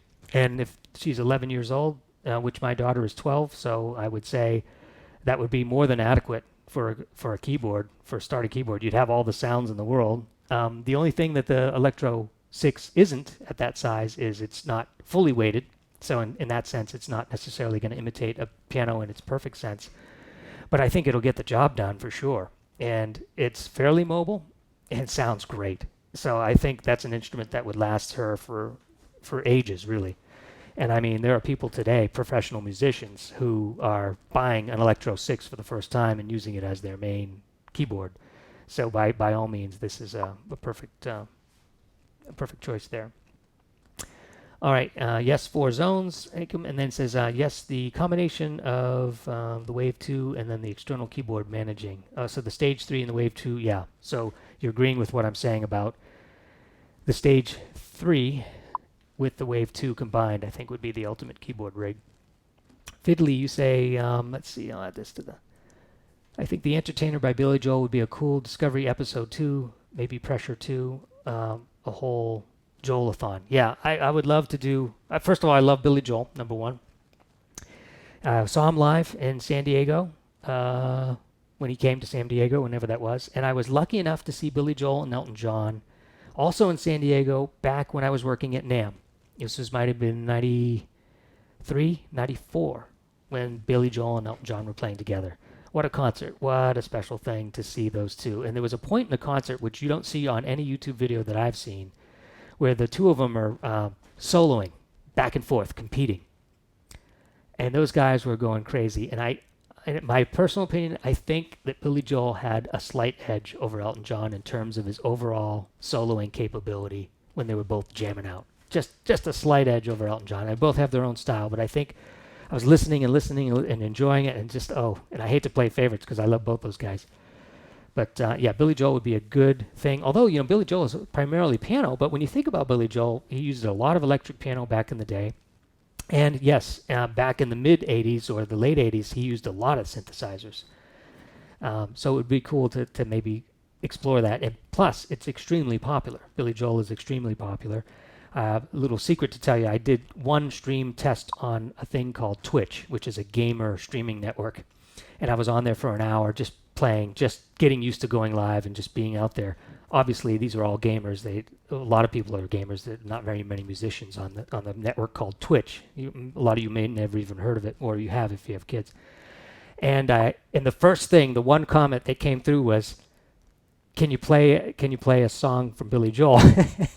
So it's definitely popular worldwide. It would be a great topic. And of course, I didn't know any songs. Like I tell you guys, I don't really know songs, but I did know the beginning of Angry Young Man, so I played that. And of course, they were happy, and then that was the end of that. All right, so let's see what we got here.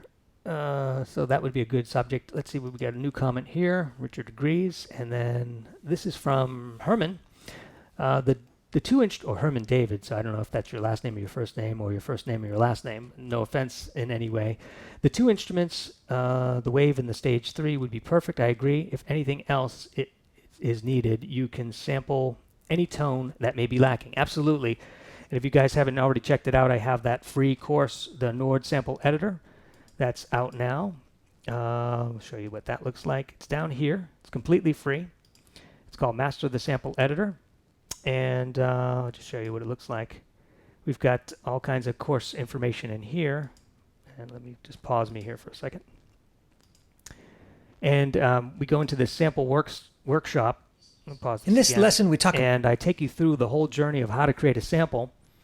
And we use some pre-recorded samples as well as samples to imitate the Birdland bass solo. Oh, you're not seeing my screen, are you?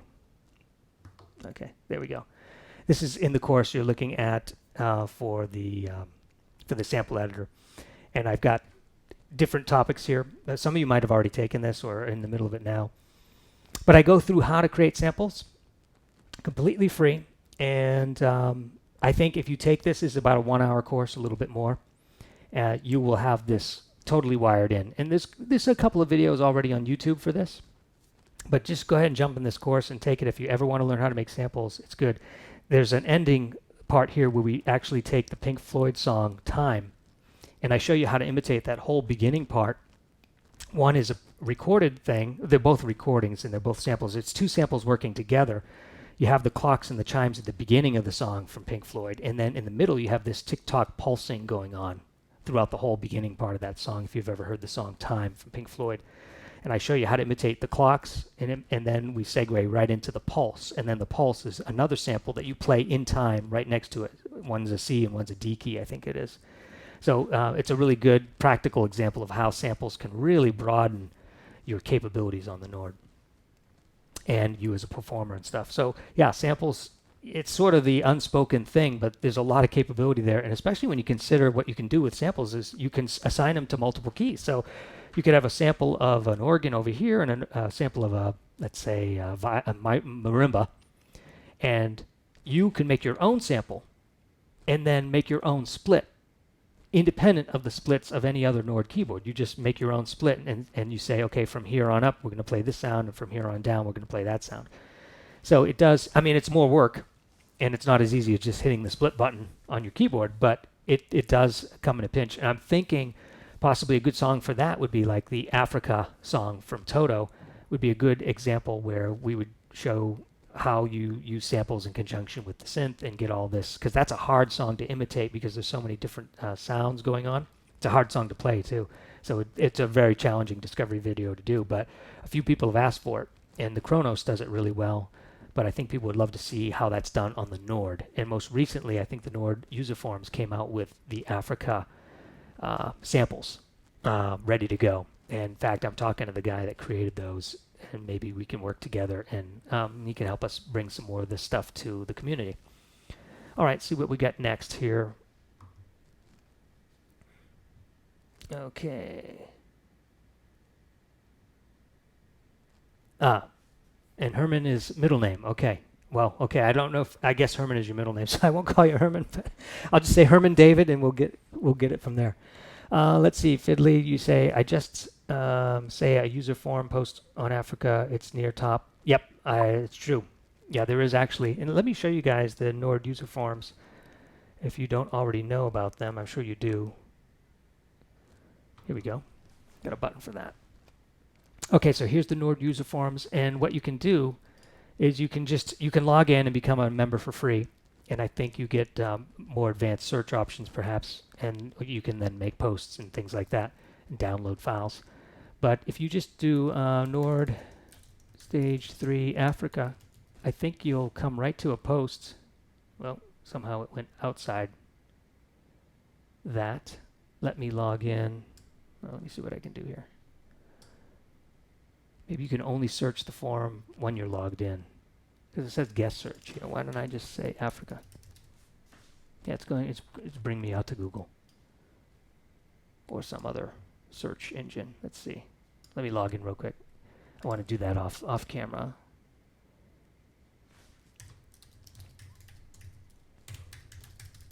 And I'll show you how you guys can find some of these sounds as well. Okay. All right, now I can search at the top right here. And that's right under my picture. And I'm just going to put in Nord. Just put Stage 3 Africa. There we go. All right, so what we see here is people asking for this. And then if I go to the post, this first post here,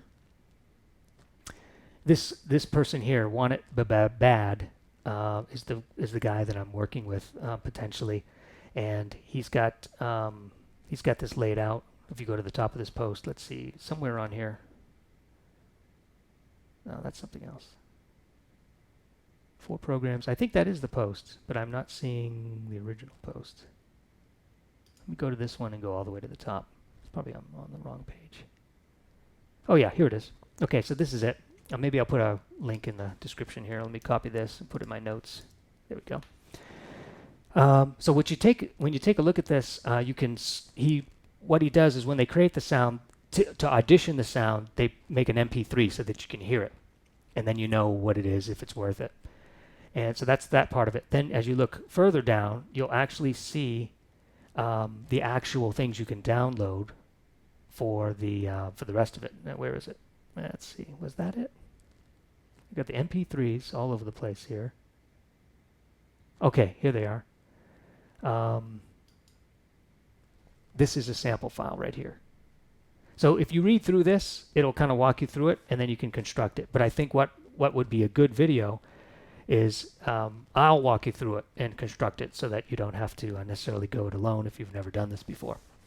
But I think that would be a good discovery video. Let me make sure I put that sort of on the top of my list. Africa. Okay, I'm taking notes here. All right, perfect. All right. Got another question here. how to use drum samples in the right way with keys and synth together. Yes, that's a tough topic, I think.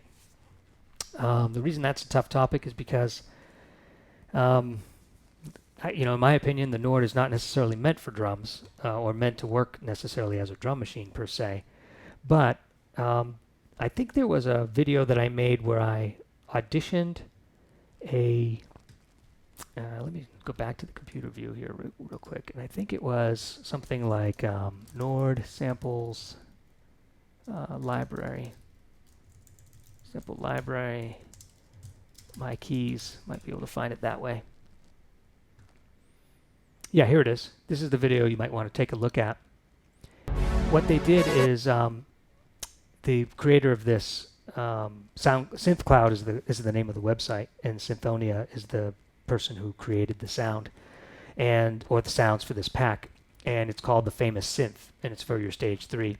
And there's a couple songs on there where you hear the drums looping for like Phil Collins song. So that's one way to do it, is use the sampler and then get the drums going and put a pattern together. But then I'm really not necessarily totally familiar with the best way to incorporate drums with the Nord itself. In fact, that's still a blind spot where I think we need. A lot of people ask, what drum machine do you use? What kind of drums can I have to accompany me? I do have the Boss RC-505 for drums. It looks like this if you haven't seen it already, if you're coming late to the broadcast. But this is the drum machine / recorder looper. But there's pedals. You can actually buy a foot stomping pedal that will be your drum machine, which I kind of like, and that's good for keyboard players because a lot of times we don't have the extra hands to fool around with drums. So if we had a pedal to be able to play drum accompaniment, that's kind of neat. But actually, drum samples and those kinds of things, that's sort of a blind spot for me at this point. Something I might have to bone up on if we're going to go there. Okay, let's see. Got another question coming in here. I'm sorry, this is off topic. How are you adding chats to the screen? What are you using to stream? No, I'm not using OBS. I'm using Ecamm Live, which is a Macintosh-based live streaming software. And there's a feature where I see your comment come through, and I just click on Add to Broadcast, and the comment pops up in the window so that everyone can read it and kind of emphasizes the comment. I've heard many people say that the one reason they don't use OBS is because Ecamm Live has this one feature, which is so cool. So there are a lot of people switching to Ecamm Live. It's a paid thing.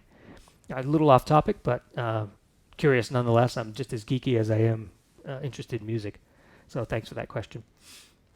All right, so let's see. This broadcast has been going on. Now we've got 10 people watching. There's 5 likes, and it's 1 hour and 42 minutes we've been going on this. It's pretty cool.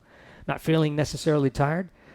Let's see if I've got my time zones aren't working right now, but I would imagine it's still fairly morning time for Europe and late afternoon for Australia and things like that. So it's been fun so far, this broadcast, talking to you guys, answering your questions. It's small enough and manageable enough where I don't need a whole other person here helping me manage the live stream. It's nice and easy.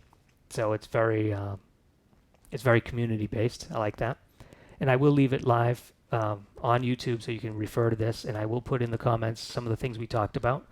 So far I have, for comments, I've got, or for things I need to do, I'll put in the lead pad sound that I used earlier on.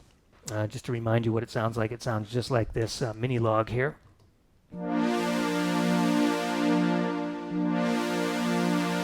So that's the mini log, and what I did is I created the ability to do that on the Nord Lead A1 with the sound I created. And that sounds like this. Very similar. As one of you guys had said, it's close. It's not exact, but it's pretty close. So that's been fun. So that's one thing I'll be doing. I'll be putting a post to my speakers as far as that goes. The speakers that I use, which again may or may not be something that would be good for you, but I'll just say these are the speakers that were mentioned and this is what I use. I'll put a link to that. And then I'll put a link to that Africa post that we just talked about a minute ago. And then I'll consider making a discovery video for Africa. So that's on my to-do list for this particular video as far as in the notes section. Let's see. So if there's any other questions, I'm in the time zone right now. It's midnight here in Southern California, in the U.S. So I'm feeling great actually. You know, whether you play a gig till midnight or whether you're in front of a live stream till midnight, I guess it's still performing in many ways. And I guess I kind of miss performing. We haven't been able to do that for a while, so it's good. And I don't know how you guys are holding up for the ones that are solo musicians. I can't imagine what you're going through as far as not being able to play a gig in that way. And a lot of you guys are so busy performing, you can barely have enough time to watch the videos and to learn the keyboard. I understand that. So a lot of you have been able to catch up on your learning and getting the stage 3 figured out and getting the electro figured out, which is kind of cool. It's neat to see that you can do that. And then when you are ready to go back to gigging live, you'll be able to do that. And I don't know, a lot of people use Nords for worship type church and things like that. A lot of that isn't happening. I would imagine most of that isn't happening. So it's crazy stuff. So for you, it's 9. That'd be 9 a.m., right, Akam? That's true. Terry, or I'm not sure I'm pronouncing it right, but hello. Welcome to the stream. Let's see, what else? Maybe we can cover a couple more things, and then what we'll do here is we will, well, let's see, we've got 11 people watching. Let's go for another 15 minutes. We'll keep this at 2 hours. I think that'll be a good consolidated thing. And maybe what we can do, yes, okay, I'm glad you like the stream. Yes, I appreciate that. That's very nice of you to say. Let's see what we can do here. So let's go to the Nord website one more time.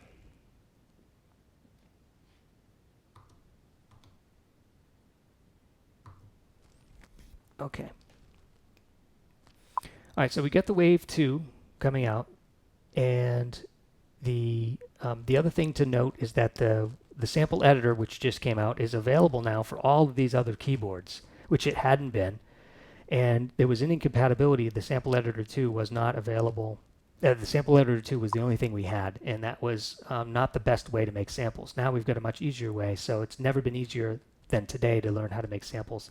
Just a quick note that even the older keyboards now all work with the Sample Editor 3. So that's a really big improvement. And what I like about that and why I'm mentioning it is because as a keyboard manufacturing company, they seem to be really paying attention to the software side of things, which is really a key ingredient. The fact that they released the Symphobia strings recently, awesome. The fact that they've got the Sample Editor up to snuff, able to work with the latest operating system like Catalina for the Apple. That's good news. A lot of manufacturers don't pay attention that closely. They don't even update their software as often. So in that respect, you kind of feel like you're aligning yourself with a company that continues to look forward and grow and continue to innovate. So that's the exciting thing there. And you can see that the countless content that they create. And Nord creates content not so much about how these keyboards work or even to demo the samples as much as they do emphasizing the performance. They find some of the greatest musicians and greatest keyboard players and put them together and let them do their thing. And I think it's a kind of an effective way to market the instrument, is to show people how well it can sound and how good it can be. But I think that there's more to this as well. I think there's a little missing component, which is some of the things that I hope to do and have been doing, which is to take some famous songs and to take those samples and really figure out what we can do with them and then teach people how to do that. Performing is one thing, and that's great, and we need all of that. But I think we also need to say, what are the capabilities in terms of what are the technical capabilities, and how, as a musician, how can I use this to do the 10 cover songs for my gig? I think that's always important. So that's what I've been thinking about, where my channel fits in and where the things that we as a community are thinking about. Yes, and you're from France. Okay, yes, got it. And Belgium. Perfect. 9 o'clock in the morning. Yeah, so very early for you Europeans. Just getting up Saturday morning. Don't have to go to work, hopefully. Well, it would be virtual work at this point. And why don't we do this? Why don't we end the last few minutes here? You're very welcome, Fiddly. Happy to do it. And thanks, Richard, as well. Thanks for joining in. And Oh, one quick question here, and then what I'll do is I'll do a little ending performance, and we'll kind of do kind of a semi-repeat of what I did, but I'll do less talking. I'll just kind of end it with a little performance of what we can do with the A1, since I've got it all set up. What's the difference between the Electro 5 versus the newer one, looking to get a used one? Yeah, well, all right, I'll quickly answer that question. The Electro 5 has the piano, the organ, and the sample synth. And technically it can play samples, but it's not a full-blown synthesizer. So it's all around great instrument. With the Electro 5, you can only do up to 2 splits. In other words, you can play one sound over here and one sound over here. So you could play a piano in one hand, you could play the organ in the other, or you could play a sampled synth in one, and then the organ or piano, any combination. But it's not a full-blown synthesizer, whereas the Wave 2, if that's what you're referring to, versus the newer one, a newer Electro would be the difference between Electro 5 and Electro 6. Just some slight differences between the 5 and 6. The 6 can play 3 engines at the same time. So you can play piano, organ, and sample synth at the same time, and you can mix and match with each their own volume. So that's a huge advantage there. And there's more polyphony in the sample area, more polyphony on the piano too, I believe. And if you want to compare the two, well, if you want to go to the Nord website, I'm there now, I'll show you real quick, and then we'll end this performance here, like I was talking about. If you want to compare keyboards from one version to another, you go to products and you pick the one you're looking at. So let's just say you're looking at a possible Nord Electro 6. You can click on the comparison chart here, and that will show you the differences between Electro 6 and Electro 5 if you're in the same family. In other words, if you're considering the Electro family. If you're not sure if you want the Electro versus the Wave 2, for example, then you can go to my site, which is mykeyboards.com, and then you can go, mykeyboards.com, mykeystomusic.com, and go to the Nord Keyboard Buyer's Guide, and then look at this PDF, and then you can compare across the families. So this compares the stage with the Electro, with the lead, and the A1 all at once. And you can look at this ad nauseum. It's a huge, huge chart, very detailed. You have to blow it up to see it. But that'll really, if you want to spend hours comparing something, look at this chart, and you'll get lost in that in no time. Okay, so let's see if there's any other questions, and then I'll jump on this thing. So Herman, David, you say I agree and have switched the Black Gospel keyboard players, the motif to Nord because those performance videos. Oh, no kidding. Wow, awesome. I'll just post that here. And yes, and Fiddly, have a good night. And Richard, I assume you're probably going to go to bed soon too. But I will just end with a quick performance. I'll walk you through it a little bit, but hopefully the camera is still in place. Yeah, it is there. And I'll just say thank you for everything, and we'll just do a quick kind of a repeat of what we did, but we'll change it up a little bit. All right. So I've got the loop station here. I'm going to erase those tracks by holding these two buttons here. That'll erase the two tracks. I've got my tempo set at 130. I've got my rhythm level at 50. And I've got my drum pattern. I'll put it on Fusion. No, I'll put it on Fusion 1. And I'll go between Fusion 1, 2, and 3. You can't see that on your screen. You can just hear me see it from a distance here. All right, I'll bring my track levels up like this. I've got this pad sound here. You should be able to hear that just fine. And I'll switch to the camera. And we'll see if we can... well, actually, I'll switch to this camera here. And we'll record some music.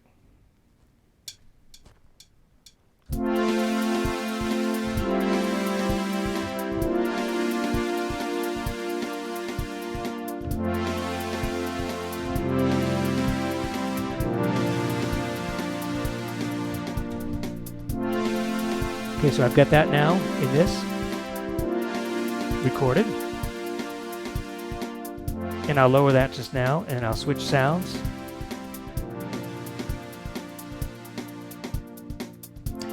And we'll go to B50, which is built into the lead A1. I was talking about that earlier. And this sound is 4 slots, all combined. So we have in this slot, I'll just play them separately. It's already synced to the Boss RC-505.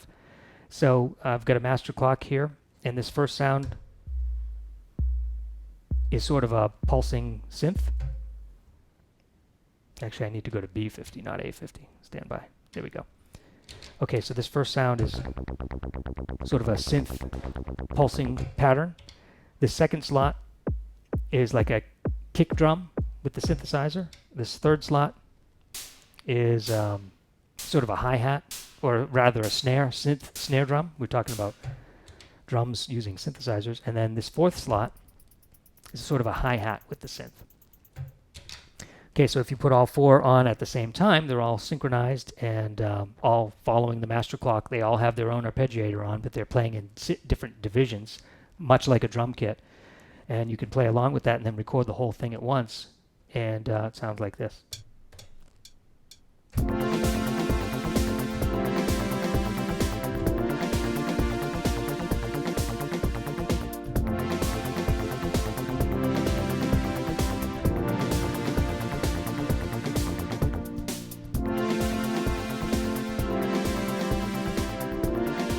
So I've got these now on 2 tracks. That's what you're hearing. I'm no longer playing.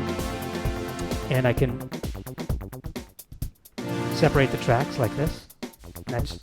And they're both coming from the A1. So the A1 has produced all the sound that you're hearing except for the drums. Okay, so now I'll go back to the lead A1 and switch the sound a third time to B16 this time. And this is a neat sound. It's a split sound. I'll just quickly change the split point on this. So on the left hand I have sort of this pad sound going on. In the right hand I have a lead. And right now it's in mono mode, and it's sort of a sawtooth wave. And what I'll do is we'll just perform this, and I guess I'll talk through it a little bit. And as I change the settings, I'll talk to you about the settings that I'm doing, that I'm changing, and then you can follow along and kind of listen to how it makes such an impact on the performance. I won't be recording this third sound, but I'll have the 2 tracks playing in the background. Let's see if I can remember the chords I just played. Okay, here we go.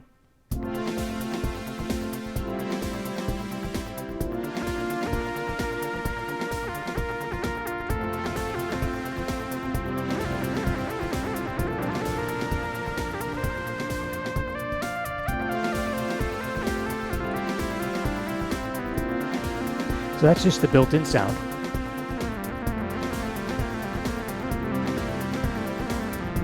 I can take it out of mono mode and put the arpeggiator on. And when I do that, because the arpeggiator is going to be synced to the master clock, which I've just done now, I'll put the subdivision of that on 16. And that way when I push the key, it'll be 16th notes.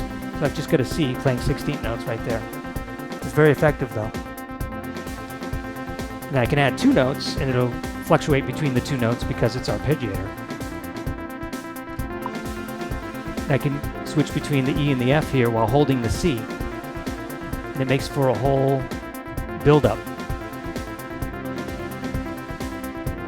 Now while I'm doing that, I can increase the frequency here, or the frequency cutoff, and it really adds a whole dimension.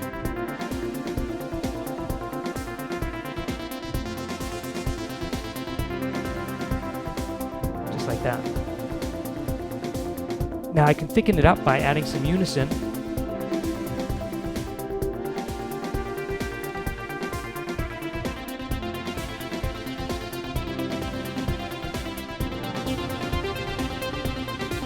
Now if I hold this pattern, which is C, F, G, C, add some reverb, take off the delay, and then again play with that frequency.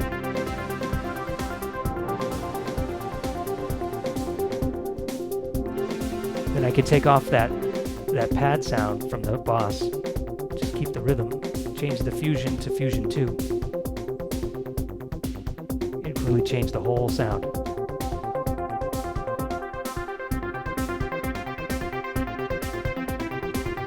Then you can fluctuate the keys like this in time. And it really makes a difference like that. Just doing that little thing. Now while I've got this pattern, I'm going to go back here to the arpeggiator and change the pattern to a down pattern. Now it's going down instead of up.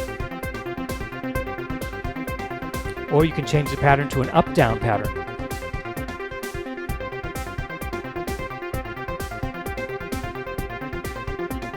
You can see me better there.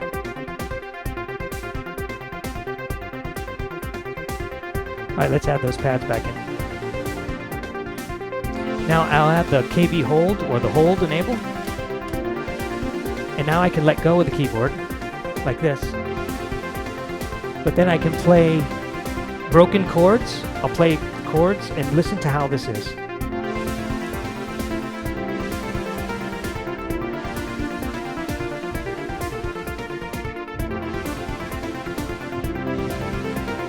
Up and down like that.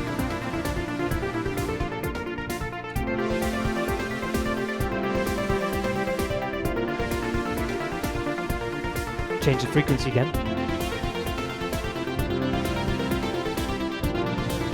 Now I can increase the range of the arpeggiator here.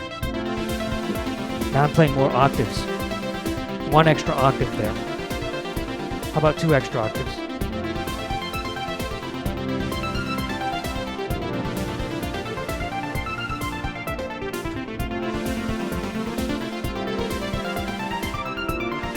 Now I can increase the subdivision rate from 16 to 32. Now bring down the volume a little bit because it's a little bit abrasive.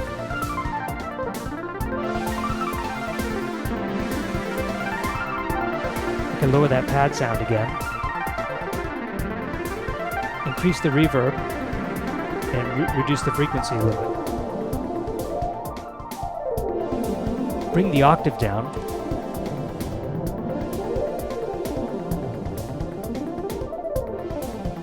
Reduce the reverb, increase the frequency, bring it back to 16 subdivisions, but this time lower the decay. That'll give it more of a plucking sound. Listen to this when I lower the decay. Bring the frequency up. Hear that? Now it's plucking. Just by lowering the decay. So that makes a big difference, the decay on a fast-moving rhythm part like this. As you add more decay, it elongates those notes. You might have to adjust the volume too. As those notes get longer, you sometimes have to lower the volume.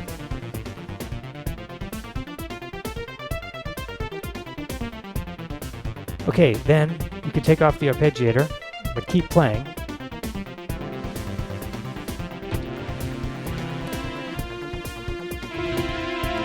I've got too much release here and I've got the hold on still.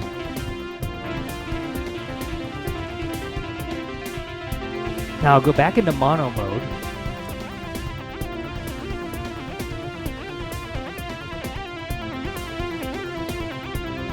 And as I was demonstrating before, and you can hold like the F, increase the glide quite a bit, and then play the F higher than that, 1 octave higher, and you'll have a nice glissando up.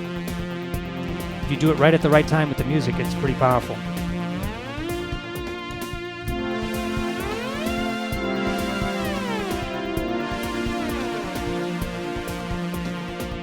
Now we haven't used that left hand part yet, but let's add that in real quick because I think that's worth noting. So I'll push it to A, which gives me the left hand part.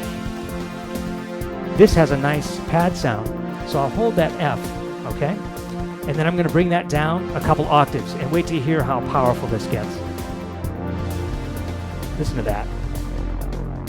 That's Synthesizer for you right there. I'm going to increase the frequency a little of that low, like that. Got this great drone tone, pedal tone. Now hold the shift button, push hold enable, and hold that so that it drones on for us. Maybe lower the volume a little bit, but it can be a really powerful part of that. Now while that's holding, I'll push it back to slot C and begin my lead sound without the arpeggiator, just freestyle.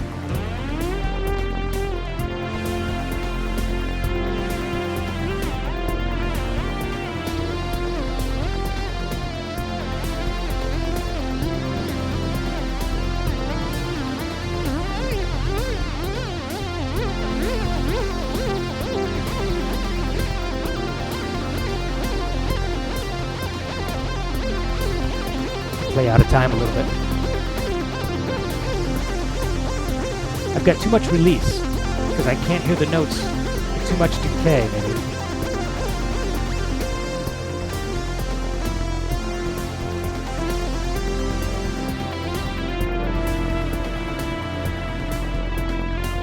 And I was also showing another technique earlier where you hold, let's say, a G key and then you bounce to the C key.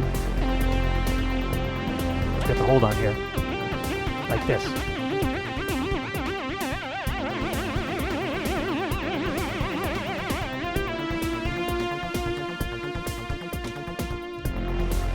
Okay, I'll bring that drone back and then take the hold off this sound.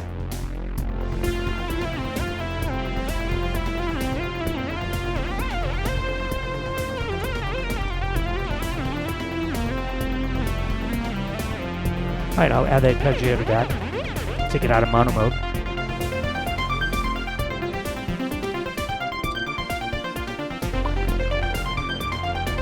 And we'll just play broken chords and I'll end the performance.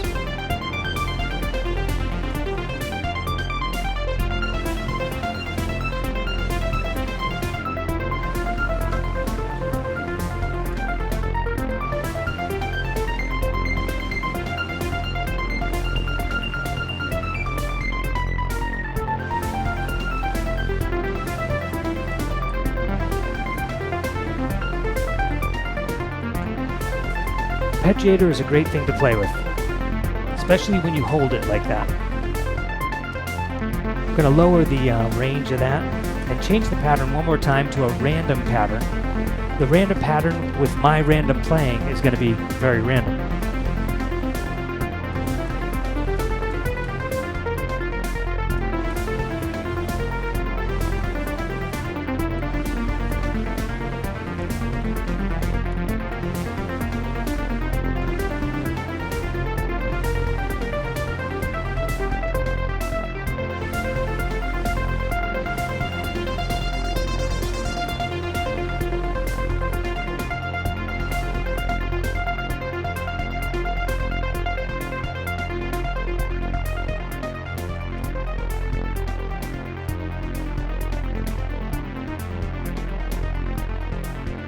Lower that drone a little bit. It's kind of a neat pattern that I ended on there. Lower those drums on their own.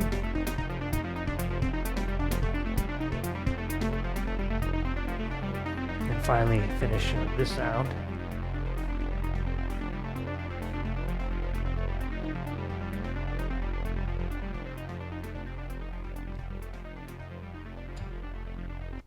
Something like that. Wasn't the greatest of endings, but that gets you the idea of what's going on here. So, had fun. I could talk about this all day. I could play this all day. It's a lot of fun to play all this stuff. Hopefully, you learned a few things from that, or at least enjoyed the performance. We'll go back here, and great. Let me just catch up on these comments, and then we'll probably close it out for the night, because it is getting rather late here. Way past midnight, or a little bit past midnight. But we've been going 2 hours and 7 minutes strong, and we've got generally up to 10 or 11 people watching, and people have come and gone, and quite a few comments too. And thanks also for all your participation and support. We started the channel in 2017, so we're coming up in October. It'll be 3 years with the channel. School's been open about a year or so, a little longer. My Keys to Music, and that's all been going great. By the way, got a lot of students, because I've got free courses and paid courses, and there's a wide variety of all kinds of people. I'm meeting a lot of people, lots and lots of questions and comments. It takes about, give or take, it takes about an hour a day, half hour to an hour a day to answer all the comments and questions, and everybody's got something on their mind that they want to share or talk about or ask about, not unlike what we've got here tonight or today, depending on the time of the day for you. So what we got here, let's see, going to catch up. Okay, great. Does the loop station loop samples and MIDI? Yes and no. It doesn't loop MIDI as far as I know. It just loops recorded sound. So that was, I don't think it does have MIDI capability in terms of the sequencer, in terms of pumping out the clock signals. So in that respect, it's got MIDI. but I don't believe it loops MIDI. I'm not familiar if it does. I'll check into that. I'll put that as a note here. I don't think it does loop MIDI. Loop MIDI. Kind of cool if it did. All right, what else we got? Great question. Yeah, that is a good question. Samples, yeah. So Ariel, you mentioned samples. And then Dawn. Hello, Dawn. Thanks for commenting. Thanks for this, Mark. I saw it was live while I was having breakfast in the UK. Perfect. So I have to catch up from the beginning. Yeah, catch up from the beginning. Basically, the performance you just saw a minute ago was what I did in the beginning. And then, of course, we had a few questions and talked about a few things as well. All right, good. I'm dancing in the raining morning with your music. Very good. Thanks. I'm glad you're dancing. That's good. Ariel, let's see. Recording playback, maximum recording time, approximately 3 hours. Stereo, maximum phrase memory, 99. Okay, thanks for the details. Let me post those here so you guys can see. These are some of the details on the Boss RC-505 I would expect.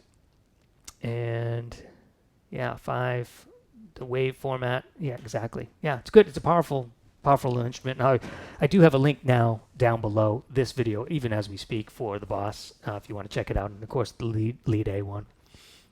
All right, so catch me on the next video. We'll be posting more videos. This video will go up. I haven't determined if I'm going to keep the whole thing running as far as in other words, I may trim this video down to just the lesson when it's all said and done.